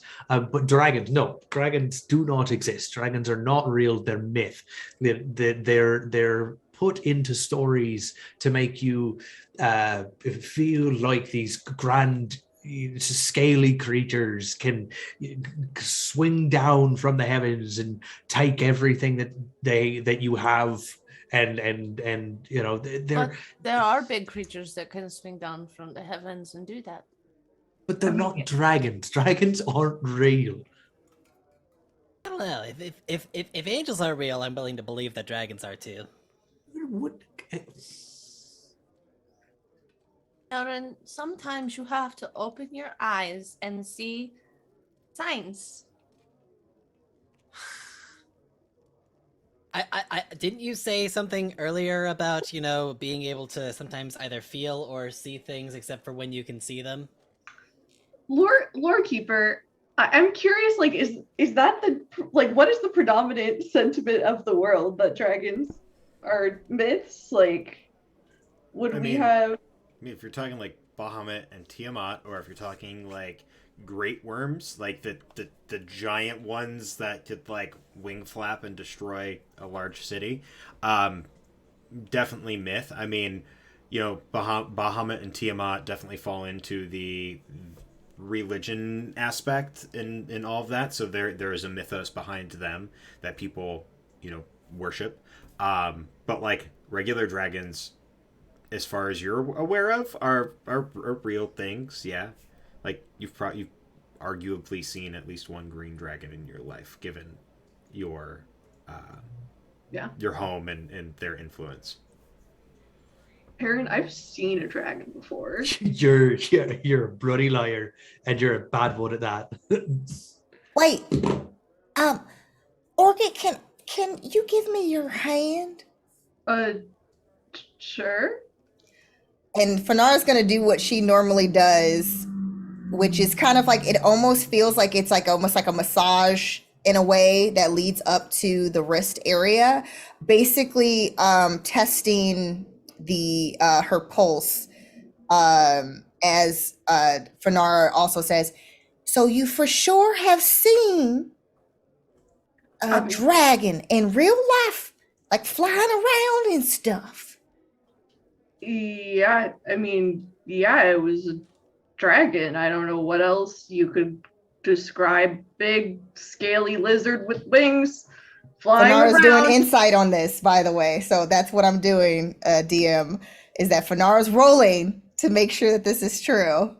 You guys are both from the islands. I don't understand why this is like, you're so convinced that they're not real. Are you joking, Perrin? No, I'm not joking. They're not real. They're all in the stories that I've heard and seen. Well, I do what I normally do, and I'm sorry. Thank you for allowing me to you have really nice hands. Anyway, so usually I just make sure that somebody is in fact telling the truth. I want to say that you doing this definitely elevated Orchid's pulse. Just saying. Wait, she's lying. She's lying. 100%. She's lying. Yeah, it's 100% picking up on lying. Elevated. Okay, so then, so basically, Phinara is going to be in that moment saying, "So I do this what I just did in order to determine whether or not someone is telling me the truth." And you most certainly are not. I can't believe you would lie to us like that. Your pulse was elevated. I'm very aware. I don't make mistakes. The there are other reasons people's pulse could be elevated. What? Well, you were sitting still. You didn't go for a run. Oh You're not being wait, do you chased. have high blood pressure? Oh, you know what? That's what it is. Too much salt in the meat pie. Oh, I'm sorry. She's got the Uncle Al situation there. Mm-hmm. Yeah, no. Uncle Al, whenever his high cholesterol, that was I it. remember reading at one point in one of the books that I came across that apparently the pulse method of trying to determine the truth on people is wildly inaccurate at best. Well, Given the other outside factors. Tomorrow I will. No, that won't work. But I was gonna say I could cast Zone of Truth on myself, but I can't prove to you guys that it's working. I don't know. You'd have to take my word for it either way. But I'm telling the truth. I saw a dragon. I believe you because I know dragons are real. Thank you. Okay, yes, you're gonna take the word of the Fae being.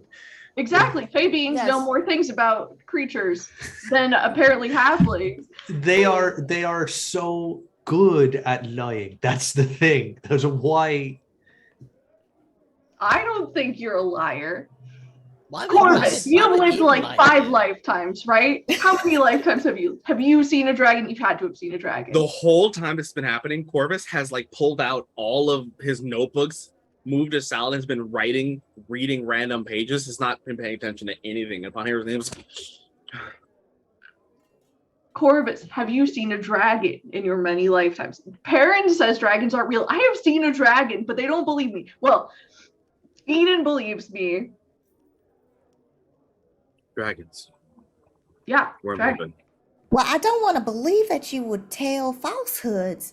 So I don't know, Perrin. Maybe we just, again, because we were limited in our travels, we just didn't come across them at the oasis. Maybe that could potentially be the thing, but ultimately, here's what I will say: when I see one, I believe they're real.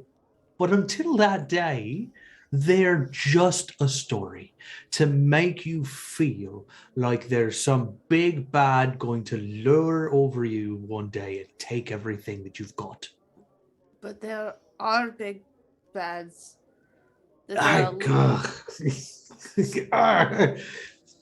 There are do not dragons.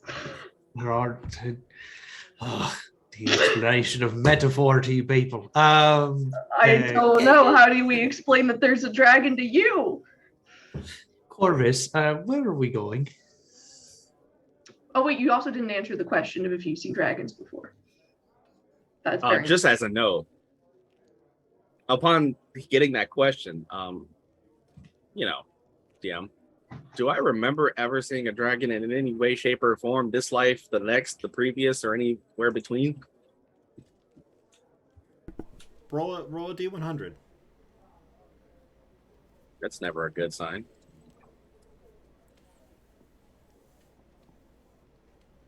Eight. You saw a really big lizard footprint once. It could have been like a baby dragon, but like you've never seen a dragon before now. So while going back to the notes, do I recall seeing one? No. However, recent circumstances have provided thoughts. Draconic language, draconic names. Things are possible. So what you're saying is Korvus sides with us. No. Exactly. Korvus, I won't even deign to believe this, but Korvus doesn't side with you. Korvus also does not side with me. dragon agnostic. Agnostic?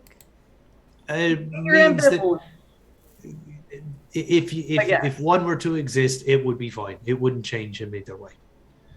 Well, okay, so I do have this, and then basically Phinara is going to pull out the book that she has. It's like the tome on Dragonborn, the Dragonborn community in Cantor. Okay. So, I mean, if there's a whole society of Dragonborn that's recorded here, then that means that they had to come from the bigger dragons, right? Oh, Unless you think that this is fiction. I mean, it's all about perspective. It's the who same wrote way it? that elves are descended from Archfey. Theoretically, elves came from beyond that. Arguably. All I'm saying is that they come from somewhere. Yeah, Why don't you be agnostic instead? because I don't believe it. That's it. Show me, and I'll believe you. Until then, bugger off. One day you are going to see a dragon and you're going to feel so embarrassed when you think back to this moment. I'm just going to say that now. Making a note to self. No. Be sure to point this out to Perrin once he is inside the mouth of a dragon. I won't be in the mouth of anything. Thank you very much. DM, Some did notes, it make say sure on to the put tome, Perrin inside of dragon? where exactly in Cantor? Yeah, so Balhadur is the capital of the Dragonborn chiefdoms. The Dragonborn are organized like I said, into more conglomerate chiefdoms that unite in Balhadur under a king. That king is more like a quasi warlord. Think more like Mongol Empire, where Genghis Khan was the ruler, like the one who organized everything. But they are very kind of semi-nomadic, but also have like settlements of their own as well. So, and that's all south of the gate. The gate is like their border. So if you were to continue down the road that you were on to go to Deepwell, if you were to follow that south instead of going north to Deepwell, you'd eventually get to the gate, and the gate is like a giant wall that extends from the mountains to the sea, and the Dragonborn guard that, and that represents their the start of their territory and like their kingdom. Well, we could always go to Balhador and then find out whether or not there's big dragons all over the place. We've got so much to do. That Well, we maybe... can add it to our list. We have a long list. Eden, didn't you make a list? You made Yeah, a list, right? But at the top of my list, it says help Orchid. Oh, no. I'm saying add it to the list. Like, obviously, we put that last since it's really not as important. It's just to prove that it's not a thing of fairy tales. I'll add it to my list. Prove Perrin wrong. That's on everyone's list, let's be honest. Well, since Definitely on my list now. It's personal. Hale's back in Swaygut, still trying to figure that one out. Perrin, you do seem to be knowledgeable on many things. So what happens if I do this? And Art's going to proceed to take all 3 of the wines and mix them together in one glass. Why would you do that? He just Perrin's like brain just melts, and he's just like, "Why would you do that?" You know, it's like a super pink. Right? It's just fucking soup, is what it is. Well, it has the sweetness of this, it has the bitterness of this, and then it has the full body of that, right? So if I combine them all together, it's just going to make it all better, right? Yeah, let's go with that. You be your own judge of that. I'm not going to make any sweeping statements because I don't have the time to tell you why you're wrong. Well, I'm going to take the scientific approach on this, and I'm going to experiment. Okay, drink it all. Don't stop. I'm going to hear that, and upon parents' instruction, okay, and down the glass. Give me a Constitution saving throw, please. Gladly. Just for You're fun. welcome. No. No, it wasn't a natural 1, but it was a 7. A 7. You take a swig of this, and then you're like, okay, like this is fine. Like the first sip is Fine. weirdly layered, and it's fine. But then you keep drinking, and like the earthiness finally hits with the bitterness and the sweetness all combined, and it's just like a rock sitting in your stomach. And you immediately feel the need to like start retching and feel it starting to come back up. Oh no. This is a familiar feeling. I think this is what happened when Finn was here. Oh no, we don't have Steve. Where is Steve? Or Steve?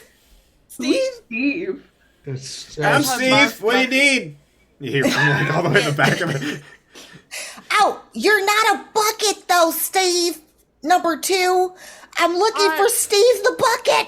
Go to the bathroom. Oh, that's a Or at great least idea. Steve. So And Art's gonna scamper on over in that general direction. awesome. You run to the bathroom. There are stalls, so you pop one open. You know, Come on. let it go. Take some time to I wash. appreciate the intricate detail on that too. Yeah, I mean, there's all different colors of red. One guy like walks in, who's like, "Are you okay? Like that's a lot of blood." No, but as you're washing up, give me a perception check. There's a window in the bathroom. Natural 20. Natural 20. Out the window, you can see a small shop down the road a bit, the one thing you notice is that you can't make out the full word of, like, because of how it's positioned, the full name of it, but you do see the word curiosities involved in it. Almost like that's on the second level of it. Well, that's interesting. And I'll finish my business, and after finishing making a mess of myself, I'll clean myself up, make myself back out of the bathroom, and go back to the table. Well, I can now say that that was a successful experiment, and the results prove that that was probably not the best combination. Oh, interesting. I'm glad that you stumbled upon that idea. But I have come to this conclusion based off of evidence. How scientific of you. Korvus, where are we going? Damn, real quick. Do I have a connection relatively, obviously in the shadier side of society, that might have also a relative connection to the mortal hand, whether or not I know it or can presume it? Likely not. And the sole reason for that being because you're not human. This is a very valid point. The mortal hand, you would know, like, while it does have members that aren't human, you would know mortal hand is like one of the bigger organizations, not only in Deepwell, but like they feed a little bit into Alverton, and over into they've started to kind of make their way toward the Kingdom of the High Moors, but they are very pro-human, and while they do have other races involved in the organization, the other races are like on the fringe of the organization and wouldn't have any insider knowledge that you would need. Important point are the mortal hand kind of like the mafia mob, where like we know them, we even know who some of them are, but we don't have evidence that they're doing anything shady? Are they more like the Illuminati, where they exist but we have no evidence of, and it's more like conspiracy? Like how known more of the first. Like there are known individuals. The leader of the mortal hand is known to be like a mid-tier trade lord, which is how the mortal hand is able to do a lot of the shady underground shit that they do. But as a whole, there's not like Deepwell doesn't try to. They don't try to bind the hand that's feeding them. Essentially, yeah. And the mortal hand is one of those hands. Then yeah, so otherwise I do have a connection at least that helps me with my bounties and jobs and information. Who would that be? Good question. You'd be looking for an individual named Thaddeus Groom. Do I know this person by face, or is it just by name? You know him by name. He usually sends messengers to you, but you'd know the best way to contact him would to be essentially going to the nearest kind of place of post. There's not really a post office, but a place where you could hire somebody to act as a messenger, to asking them to fetch somebody for a wedding, and they would go and look for Groom. And then Groom usually responds to you pretty quickly within a couple hours, depending on how quickly you get that message out, like what time of day you get that message out, if not the next day. Do I believably feel like I can get a post sent out asking for a Groom and get a response Before tonight? nightfall? Yeah, 100%. Yeah. Yep. All right, so with that knowledge, I need to reach out to a friend. And we should get information before the night comes, just in case. We should establish rooms here, in case, well, the options don't pan out until the next day. This is the safest part of town for us, away from nobility, the harsher crimes, and, well, the lesser districts, the lesser rings in this case. I do have to get a message out to reach out to my friend. Do you And Korvus will just kind of like pull back to get ready to get up. We'll pause. do you know anything about the? I saw something as I was in the bathroom, a curiosity shop of some sort.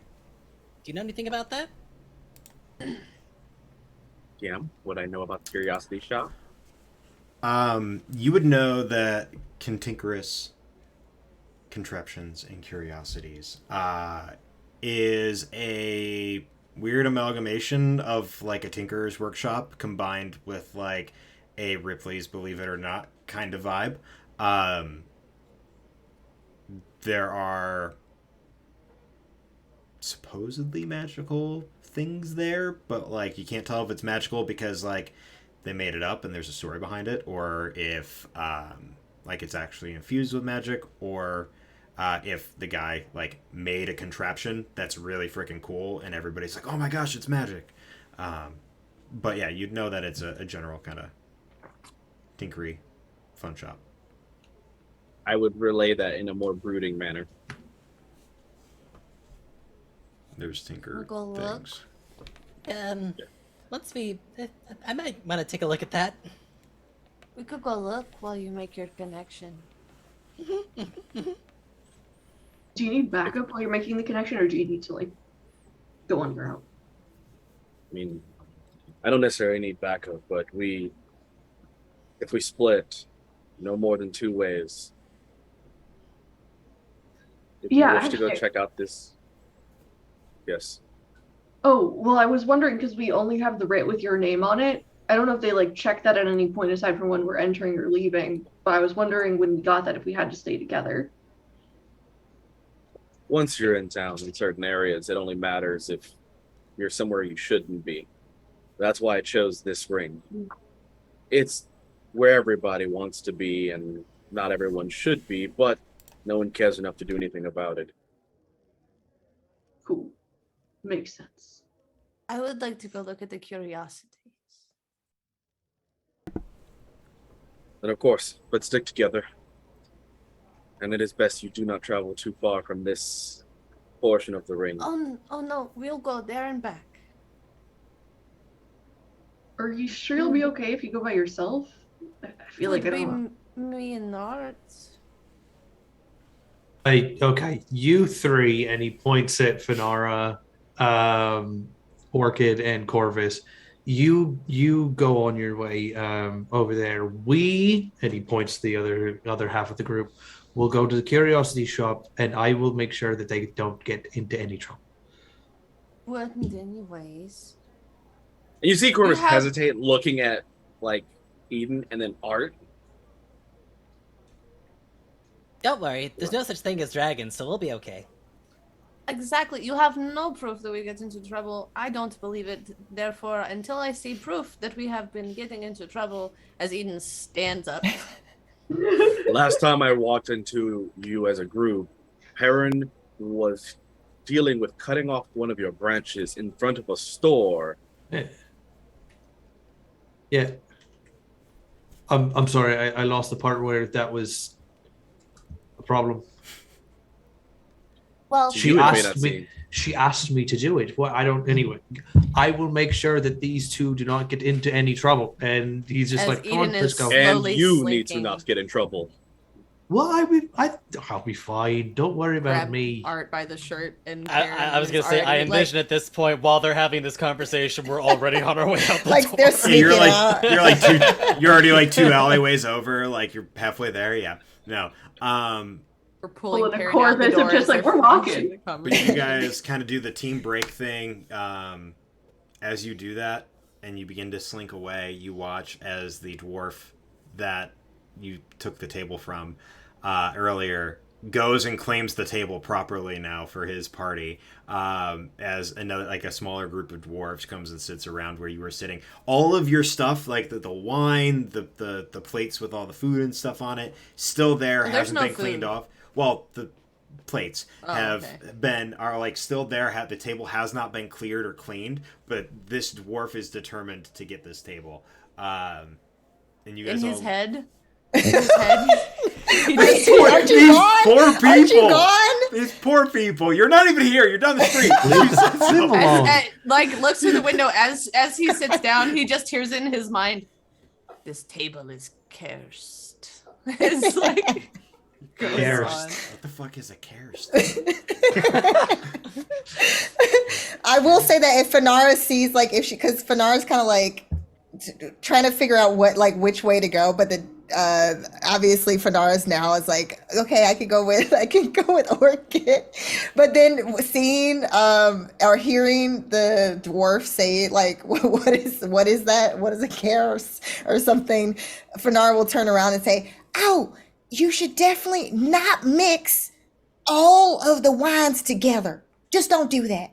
And sorry for earlier. Bye." And then she's gonna scutter away to follow where Korvus and Orchid probably are heading. You're too good for this world. Yeah. On heading out, Korvus will pull out the sending stone, and just a quick message to mothers.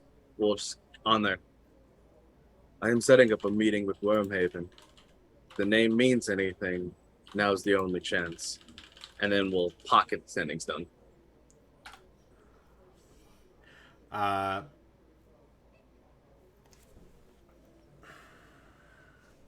on. Now I gotta pull up my notes. Fuck you. Roll a You don't have, roll a you don't have to d6. give him the answer now. No. Yeah, I got to roll a d6. A D6? Mm-hmm. That's dramatically different than the D100 I was ready to roll. No, you only got 3 moms. This is Oh, that you know of. 2. what? What?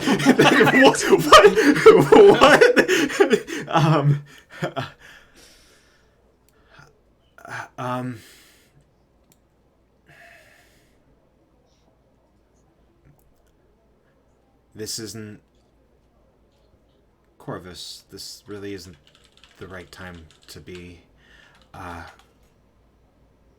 asking that sort of question through this. Just be careful.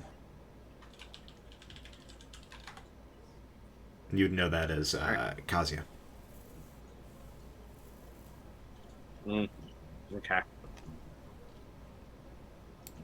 Yeah, so then we'll be heading towards the post, which, by the way, #background features city secrets. I can get to almost any part of an urban town faster than anyone else. And you do. You're there. No, you are very quickly able to get there, using the back alleys to bypass some of the busier streets. There isn't, like I said, there isn't like a general like post office-y kind of area, but what they do have set up is every like handful of blocks, there's like 2 or 3 messengers or like couriers that are independently contracted to run messages or even run mail, whether it's within Deepwell or out and beyond into the other, parts of Cantor. So this would essentially be what I would understand sufficient enough for what I need. Yep. Couriers have like that weird thing where like they generally know thieves can't, right? Like they need to be able to read and like understand the nuances of situations. Yep. And they need to be able to do it discreetly, at least in your experience with the groom. You walk up to one of, a pair of these couriers. There's a hitching post so there's a couple horses there, and you see a younger orcish boy standing next to a tiefling female who are both kind of chatting and like just kind of talking while they're brushing down the horses and feeding them. And then I just will kind of gently approach with, greetings. Hi. I'm well, I guess names aren't important, but can we help you? Yes, I need a message delivered. It's a very important one. I have a wedding soon, and I am looking to have a groom for it. All right. That'll be 3 gold pieces. And this ensures it is, when I say it's important, it is also quite urgent. This wedding needs to happen tonight. Do you need the groom to show up? Or can the best man stand in? I require the groom. All right. He kind of just holds out his hand for the money. And we'll hand it over, plus an extra gold. And the second the gold's in the hand, goes down into a like little satchel pocket, and then darts off into the city. Like takes off like full on sprinting. And then right before he goes, it's just gonna be, it must be done for the nightfall, which is Noctifer's code, letting you know it's him. Doesn't like has already like taken off as you're saying this. Just kind of holds up a hand of like gotcha, and keeps going. And well, Oh, that was pretty that easy. takes care of that. It's his when dealing with things in the city, information moves quickly, so doesn't take as long as people imagine. And the way that you were talking, is that how like everybody has to talk, you know, at nighttime, and they use different codes? Like, do you need a groom? Yes, I need a groom. That kind of thing. Is that I don't know what that is, but is it? It seems like something that I should learn. I don't think it's something you need to learn. It's less of a language, more of just a message between friends. Oh, interesting. Is that how we should start talking to you? Maybe, you know, you open up even more if we start talking like that? I'll learn. Yeah, we want I to be believe your I'm friend. quite open. Do you? Because I'll be honest with you, man. Like, you've been like the least open person in this group so far, which is also part of why I was like trying a different approach earlier. But I mean, but like, it's also okay to be shy. Like, not. I guess it's do not so people much keep getting open, this? it's social. Like carrying on conversations that aren't always so serious in nature. I carry many conversations, and most of which are not serious. Oh, you know what? Art did mention you guys had a conversation like that wasn't the usual, which is interesting. So hopefully you'll feel comfortable around me and Orchid and Eden and Perrin as much as now you feel comfortable around Art. Art asks questions, I answer them. It is not my fault that you ask limited questions of me.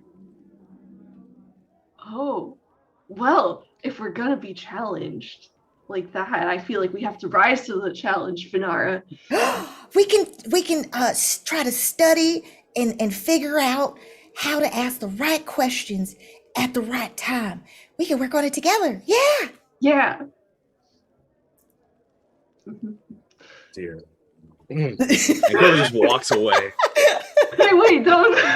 Wait. No.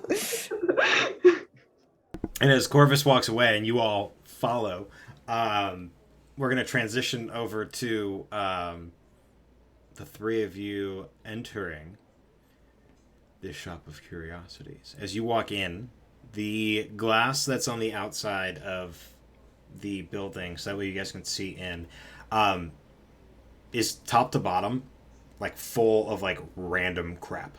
You can barely see in, and when you can, like where you can is like another like 2 or 3 feet, and then there's like a pile of crap. So you can't really see what's in it. It's very much like somebody is a hoarder and just kept piling stuff all over the place. But as you walk in, a little bell kind of rings, ding, ding, ding, and echoes throughout the space. You're immediately met with a kind of a dusty atmosphere. It's not heavy to breathe, but it's just like that kind of like you get a little bit of the sniffles and like sneezes for a second before your body acclimates properly to it. As the bell rings, you see a pair of ears pop up behind one of the counters, and is somebody there? Oh, Yes. hello. And with cat-like grace, a tabaxi. This kind of cream color with black spots that run up the midsection of it. The ears itself, one ear has like a tip of that black marking. The other one is completely that like cream color that the rest of the body is. Wearing very, very fine clothing, almost like they've spent a good amount. Like it's fine silks and linens. The sewing and the stitching on it, you can tell is made so that way you can see not one color but multiple colors as the body moves and shifts and different lights hit it. Hello and welcome. I am Maybar. Welcome to my shop. Did you come in looking for anything specific? I have plenty around here for you to be bedazzled and wondered by. Just general curiosity. Oh, then come on in. If you are looking for things that were made by hand, I have made some things, and you can find them. And like starts to point, and then realizes that like that corner quickly turned into that half of the room, which quickly turned into like most of the shop. Generally anywhere, I'd be careful with what you touch. I do not have any sort of warranty on items, so if you pick something up and it breaks, that's on you. And generally, if it looks like it can hurt you, it probably can. Would love to look around and see what you have. Okay. Feel free. And if you need anything, I'll be here. And you can see immediately, like, there's like this weird sense. Eden, your passive insight's pretty high, and I think that's it. I was going to say and insight check. I was going to say that's insight that's check it. If you want to do an insight check, go ahead and give me an insight. Yes, please, and thank you. Natural 20 on the die that April got me. So that's a 26 total. Yes, curse items 50% off. What? A what total? Yeah, 26. Holy golly. But a natural 20. Thank you, April. There is this sense of panic that washes over this tabaxi. Not in the sense of like they're scared of you guys, but it's more of like, I really should get this place more tidied up if people are going to actually come in here and buy stuff, because I have no idea where anything is or what anything should be worth. And you get the sense that they haven't had customers in quite some time. What kind of things do you make? So I make all kinds of things. I've made the beginnings of an automaton. I've worked on creating crossbows that not only repeat but are self-loading. In the sense that once you run out of ammunition, it will load its own additional magazine. After that, you kind of have to reload both magazines, so it kind of defeats the purpose. I'm sorry, I'm not... Yes, you look like you have a question. I just bemused. I think is this crossbow like what sized crossbow we're talking about here? Well, I've made variations because I've noticed that the smaller ones you can get away with the self-loading property pretty frequently, whereas the bigger it is, the heavier the bolts, and so the mechanism doesn't work quite properly. All right. So, the moment that the shopkeep had mentioned looking around things, Art immediately, like kid in a candy store, started going around just looking through some of the various piles. The moment that the shopkeep mentioned the word automaton, Art freezes, drops what he was holding, and turns back to them. What was that you said? Which part? The reloading crossbow? No, you mentioned something about automaton? Oh, yes. I've worked on creating. Surely you've seen a warforged before. What's a warforged? A being made of metal, sentient being made of metal, or well, sometimes wood, sometimes it really depends. But they're sentient. They are kind of like you and me, where they can talk and think freely. Oh, I wasn't aware that such a thing existed. Have they been around for long? Art, I'm gonna refresh your memory since it's been a year and a little bit. The first person you interacted with in your prologue episode was a warforged. Right. Way back right. when. Sorry, no. I want to clear it because you would know what you would 100% know what a warforged is. What's his name? Right. Sorry. Okay. What do you Okay, so yes, about these the warforged. What? How do they? What do you know about them? Well, so while the warforged are sentient, I've learned and found ways to create lookalikes, in a sense, that don't have the sentience or free will necessarily that the warforged, well, individuality, I guess it would be the best way to put it, that the warforged have, and creating almost like a working individual that does what I say. This one in particular would be made out of metal, pieces of scrap metal and gears. But I've seen it done, or heard it done, something wizards can do with clay. So they're sentient, but they don't have free will? Well, they understand language would be the best way to put it. They aren't necessarily sentient in the term that they are able to walk around and speak and talk and move like you or I move. They can follow directions.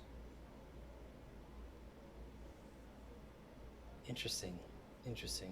They need a pilot or someone operating or telling them what to do to make them function.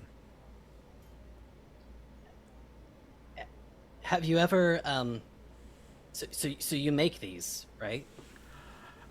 Attempting. Attempting to thank you. Attempting to put the finishing touches on one in particular. Yes. What all things then do you sell? You said you had the crossbow, but you don't have automatons ready. Correct. I also sell this, and pulls out a cup. This is a cup, but if you set it down, and you touch it on one end, she flips it around. On one end there's a sun, and the other end there's a moon. If you touch the sun, it will heat up any drink that you have, and if you flip it around and you touch the moon, it will cool any drink you have. How much does something like this run? For you, I can do this for 75 gold pieces. It is quite You're gonna rare. have to. I mean, it's quite Karen, interesting. Be kind. I'm just saying that's expensive. That's all. It I- is expensive. Time. I don't have the resources to always. It's be- worth that much, and it costs that much because it takes them fucking hours. Perrin looks at the bevy of nonsense around this store. Yes, they clearly do not have the resources amongst them to do anything else. Okay, 70 gold you're saying for this this contraption. I say 50 gold. Which also, to be fair, I just wanted to see all of the things you had because I really wanted to buy from you today because I like this place. Yeah. Okay. and kind of like darts, completely just not sidestepping Perrin. Just nope. Potential customer moves and wraps their arm underneath yours and begins moving you around this shop. This is like ADHD person's worst nightmare, where like every project is almost finished, but none of them actually are. And so you walk around and you can see at one point there's a lounge chair that looks like it has a thing for a cask at the top, where like you plug the cask in and it would have like a little pipe that goes down, but it doesn't quite have the mechanism for like how the ale or whatever you're drinking from would filter down into a glass. You keep moving on. There's another portion where the you see this clay figure, grayish with oh no. Oop. Gotta fix the overlay. Jay's got to come back. We're going on break real quick. We're gonna go on break. We We'll lost be right back. Gary.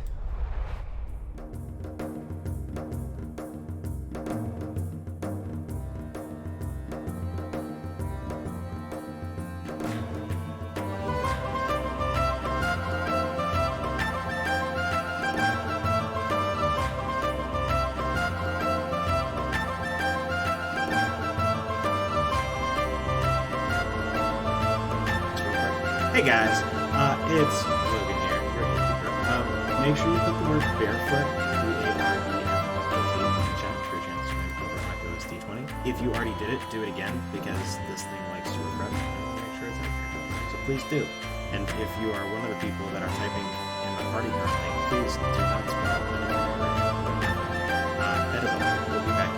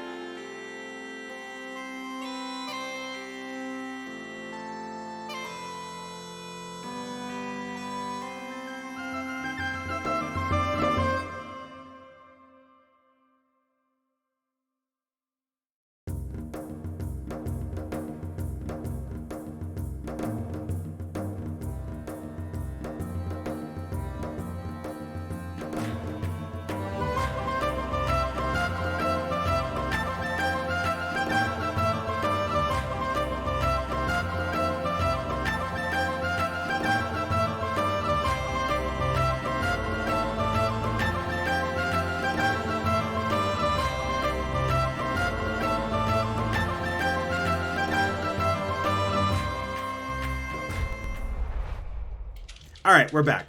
Oh wait, hang on. I gotta turn that thing off. There we go. All right, we're back. Wait, nope. Phinara and... Okay, we're good now. Again. Who am I? Where am I? I'm having an identity crisis. Oh, no, you're fine. It was just Korvus Okay, and Phinara. okay. Who am I? Petey Pop, motherfucker. I thought you were gonna say Petey Pablo, and I was like, oh, taking it back. That's what I said. But the where we're gonna close, because it's already 11 and I didn't even realize it. As you're perusing the shop with this individual, looking at all these trinkets, and Eden, I will get you a giant list later. Thank you. Art, you're walking through, and you saw that, like, the Tabaxi pointed out, Maybar pointed out the automaton, which is like this gear-filled. It looks almost identical to a Warforged, except it looks like a little bit more self-powered, or a little less self-powered. But what really catches your eye is off in the corner you see two pointed pieces of this like gray clay-like material, and you scurry over there real quick. You start digging through. Something looks very familiar to you. And as you begin to unpile this, not only do you see what is the beginning of a head with hollow eye sockets, but a mouth that looks like it's starting to open and like hollow out on the inside, like somebody was going to put teeth in. But there's a body attached to it, a small neck, a thicker kind of rotund torso with these little arms that extend from it, made of the same gray-like material. The hands, 4 fingers or 3 fingers and a thumb-ish kind of deal. Same with the feet. The feet are more like elephant-like, but with little toes that kind of curl out. And the starting of 2 wings protruding from the back. Something that looks very familiar, like a mistake you may have made once upon a time.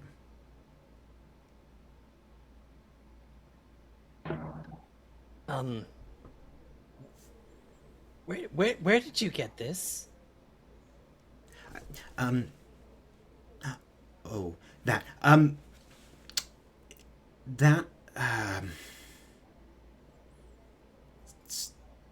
Stumbled in one day, and it was like that when I found it. It barely made it through the front door.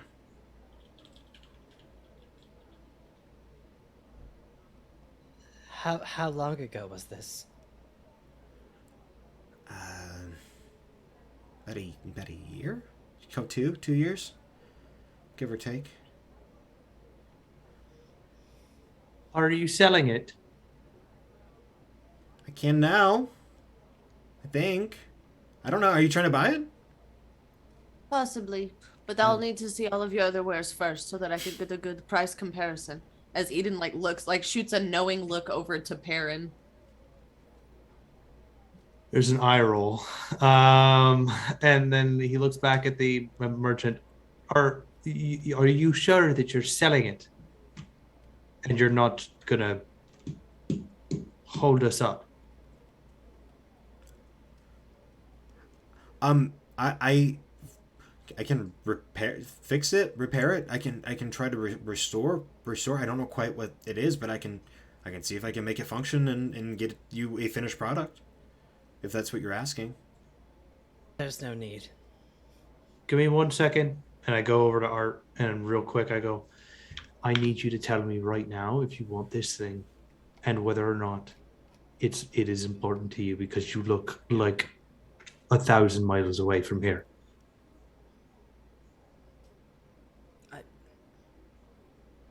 I would like to take this with me. 200 gold. It doesn't work. Sold. Excuse me. No negotiations. It's all final. I'll start bagging it. Hey Eden, could you come here right quick? Yes. And as soon as she like gets away, and the merchant is like, I don't know, 30 feet away, Mhm. Oh, this is perfect. Hey, Art, you have probably some sort of phosphorescent stuff on your waist, don't you? Well, I've been trying to make it, but my results have been less than successful. Not doesn't have to be effective, just has to exist. DM. Yeah, he's got the workings of it. It needs a more proper catalyst than what Art has done so far. Which I'm sure you're about to tell me what that catalyst is. It's not a catalyst. It is actually a component. So I pull it off of his belt. I uncork it. I throw it up in the air and go. And in a 30-foot cube, I'm casting Hypnotic Pattern. In the air, a series of swirls and sparkling, scintillating lights happen around the merchant, and I need the merchant to make me a wisdom saving throw, please. How dare you? I was going to try to con this person out of this by bartering. I just wanted to point that out. I was not being the crazy one. No. $200 gold was no big fucking deal to Eden. It goes up in this magical array, and in that moment fails. I turn to Wow, that's Art. pretty. And he's now incapacitated and his speed is 0. I turn to Art real quick and I go, we can walk out of here with that thing because it clearly means something to you. So I want you to go over there, pick it up and grab it, and we're getting out of here. Okay. Thank you. And I look over at Eden. You have 15 seconds to grab 3 things that you want, and then we're leaving. I really wanted to see. I'm gonna compile a list, and I'll let you pick 3 of them. Please complain about it Okay, let's another go time. then. Fine. Yoink, yoink, yoink. And then Eden will slip 10 gold onto the floor in a neat little pile. I got to leave something. You know, they're not doing so well. Do you not pay attention as they're leaving? They're not doing so well. They haven't sold anything in a long time, and the poor person was suffering. It's about the sentimental thing. And Perrin picks up the mug that changes temperatures, and then drops another 10 gold on the counter. It's the principle of the matter. And he barrels out of there with the 2 of them. All right. And as you barrel out of this ramshackled shop of curiosities, with the other party successfully reaching out to Thaddeus Groom, that's what we're going to call tonight's session. Thank you all. You had one job. Can I point out that it was not Eden? Eden was trying to do things good, and it was all Perrin, the person who was supposed to keep us out of trouble. There was The a reason why responsible Korvus didn't adult. say Korvus when Perrin's like, I'm gonna keep that out of trouble. Korvus was like, no, Yeah. you. Corvus did say that. Corvus did. He knew. No. I love it. This is great. It's absolutely wonderful. We're gonna go around the horn one more time so that all my wonderful friends can tell you all who they are, what they do, where you can find them, and any projects that they're working on. So we'll start with the one who tried to do the most good this session. Well, actually, And I threatened to murder Actually, yeah, people. you threatened to murder a lot of people. Eden. Hey, look, I was like, balance. what? It's about balance. It's about balance. Yeah. Balance. Listen, Eden's scale is now equal because they tried to be a good person, but also threatened a lot of people. So They That's didn't not know how balance it was works Eden. at all. I The played games balance like comes Mass from Effect. them not It is knowing it was Eden, okay? listen, I don't know how weight works. Yeah. But yeah, You no, can't- my name is Taryn, also known as Valrook across the socials, generally creative human, TTRPG player, GM, dice maker under the moniker of Umbrella Oculus Dice. So yes, those beautiful dice babies are my babies. And I'm an eldritch entity, feeding on the horror of some of my favorite peoples. Because when I GM, I like to scare the pants off of my players. Not all the time. I do run happy things, but a lot of the time I'm playing and GMing horror. So right now here at the Red Hare Inn on alternating Fridays, you can catch me GMing Dust to Dust, a spoopy witchy themed D&D adventure that does tie into the world of Ecriom, obviously, because it's set here, doing stuff, wreaking havoc in Logan's world. Beyond that, I just wrapped up Agents of Dune over at the Initiative Order. The whole series is available on YouTube. I've got more stuff coming up in the works, so go to my socials and follow, because I can't quite announce it just yet, but it's gonna be super fun. So go follow me there so you can see and find out. I do dice for Kickstarters, for Emerald Templars, for that D'Angelo. I've got other things that I'll be helping people with, so do the follows, do the thing. All right, Perrin, you can go now that you ruined a poor shopkeeper's life. I didn't do anything wrong. I just helped a friend. Steal thing.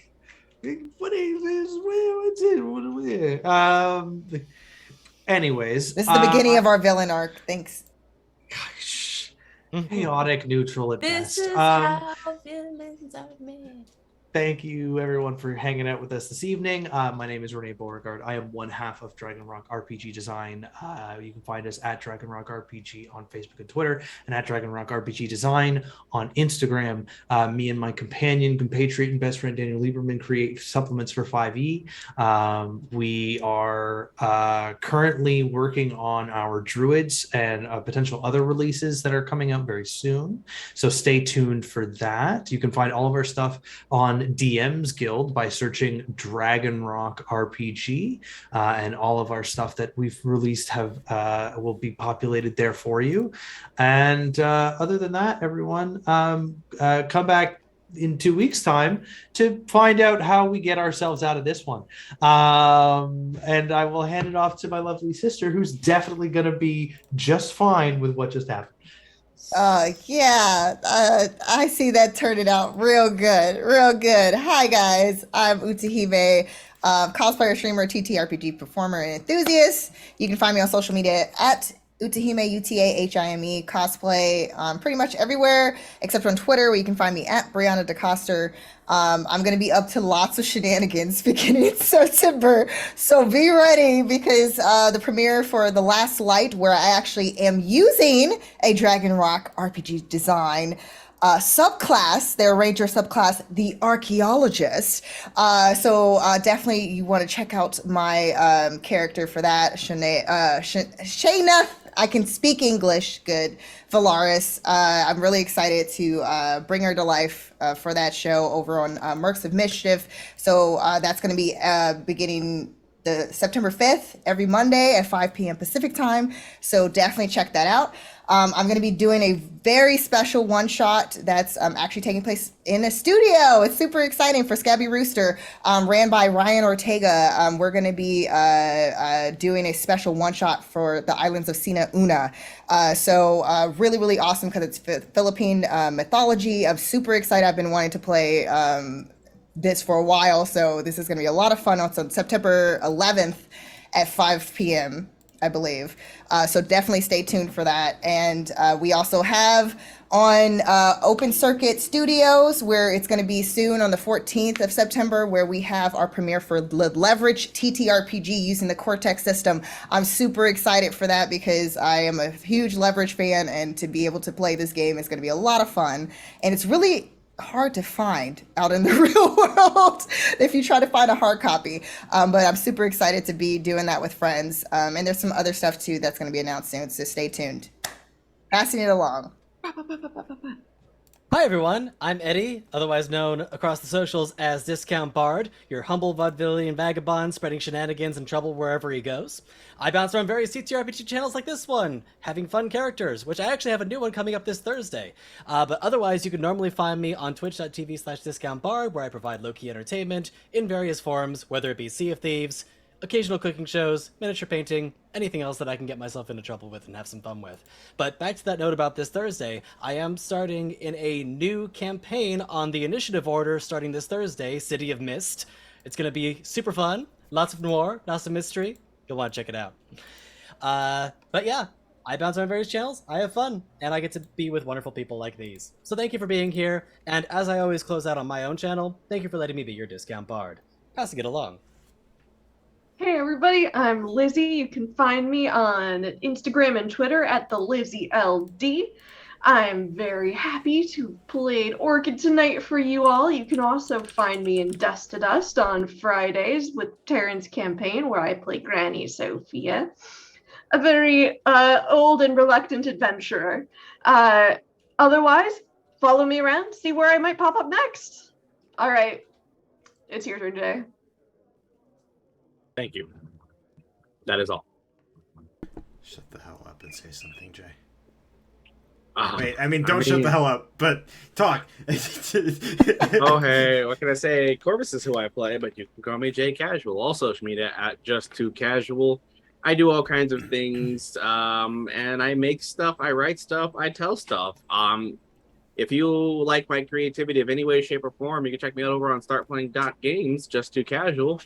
I run D&D. I also run Modifius's 2D20. I'm setting up Fallout games, as well as some of their other stuff as options, VTM, and also some other awesome systems that I know how to run. So you can experience my table in whatever way possible, and just know everything I do is anime inspired. So yes, that means adventures include going against the legendary Super Saiyan, fighting against a Jinchuriki, or trying to survive a Titan attack, because anime is all it's about. And also there is a initial D adventure, because why not? Everybody likes to drift cars, and that itself is an adventure. Speed boy. Hell yeah. And I'm your Innkeeper and Dungeon Master, Logan Hanley. You can find me here at the Red Hare Inn, where I do all sorts of D&D homebrew stuffs when I'm not playing D&D with these wonderful folks. Yeah. I'll be at the Pennsylvania Ren Fair this weekend, if anybody in the PA area is going. The one by Philadelphia, not the one by Pittsburgh. But other than that, last call to put barefoot in chat. BARE. There are other cities and. Yeah, there's only two. There's two. Philadelphia. Yeah, there's two. There's Philadelphia and Pittsburgh, and they're on opposite ends of the state. So it's just mountains. That's incorrect. That's incorrect. The office has taught me that there's at least 3. Okay, This is also true. Scranton. Yep, you're right. Scranton, the Electric City. See, all of that Yes. is so confusing to me because big state. I am so confused. It is. It's huge. But yeah, last chance put in barefoot. Not barefoot. Beer fjart. Also, too, I keep forgetting, I am the community manager for the Initiative Order, which is one of our sponsors. So please, please, if you're looking to join a community of inclusive and diverse individuals who are all about promoting, of course, that inclusion and positivity in the TTRPG space, please come on over to, I believe that it was already plugged in the chat, the Initiative Order's Discord. Join us for community of games. We have some streamed open calls as well. So depending on what you want to get into, there's lots of shenanigans over there. All good peeps. You'll love it. So do the thing. Yeah, and they talked a little bit about them. Actually, all three of them talked a lot about our 3 sponsors. But our 3 sponsors are Dragon Rock RPG Design, Daniel Lieberman, and Renee Beauregard, doing awesome fucking D&D homebrew shit. If you want to get stuff commissioned, or if you want to get, work with them in a collaboratory way, reach out to them. Super awesome to work with. They've helped me develop a ton of stuff for Ecriom. Terran and Umbral Oculus dice. Again, the dice I hate to love and love to hate, because They've they're been so doing better. because they're so they have been doing better. They do well in Conan, but that's because I need to roll low there. And then last but not least, the Initiative Order, just being an all-around awesome community that's super inclusive and diverse, and loves to help get people playing different types of TTRPGs, not just D&D. So if you're looking to broaden your TTRPG horizon, the Initiative Order is the place to go for that. But yeah, let's figure out this winner. And we're going to pick it right meow. Hey, Eddie. Discount bar. There you go. New dice. A whole new Yeah, set. Eddie's They're gonna- beautiful yeah. and green and purple. They also have a little bit of shimmer because I was thinking of a Fey yeah, pond when I made them. They do. They're really nice. I will send them your way. Like I said, I don't just run horror. When I run my home games, I actually run a lot of Feywild things. And it's actually relatively. It's not. I always do Unseelie. I'm a liar. It's always. it's just why are spoopy you- fae. Yeah, why? We're Stop gonna lying go to the people. We're gonna go raid Art Heart Studios. Yeah, They're playing let's go some see Dungeons Bam. and Dragons, doing some awesome stuff. So we're gonna go raid them, go buy them around, send them some love, and until our next adventure, friends, remember, stay safe and adventures always away. Bye. Y'all. Bye, everybody.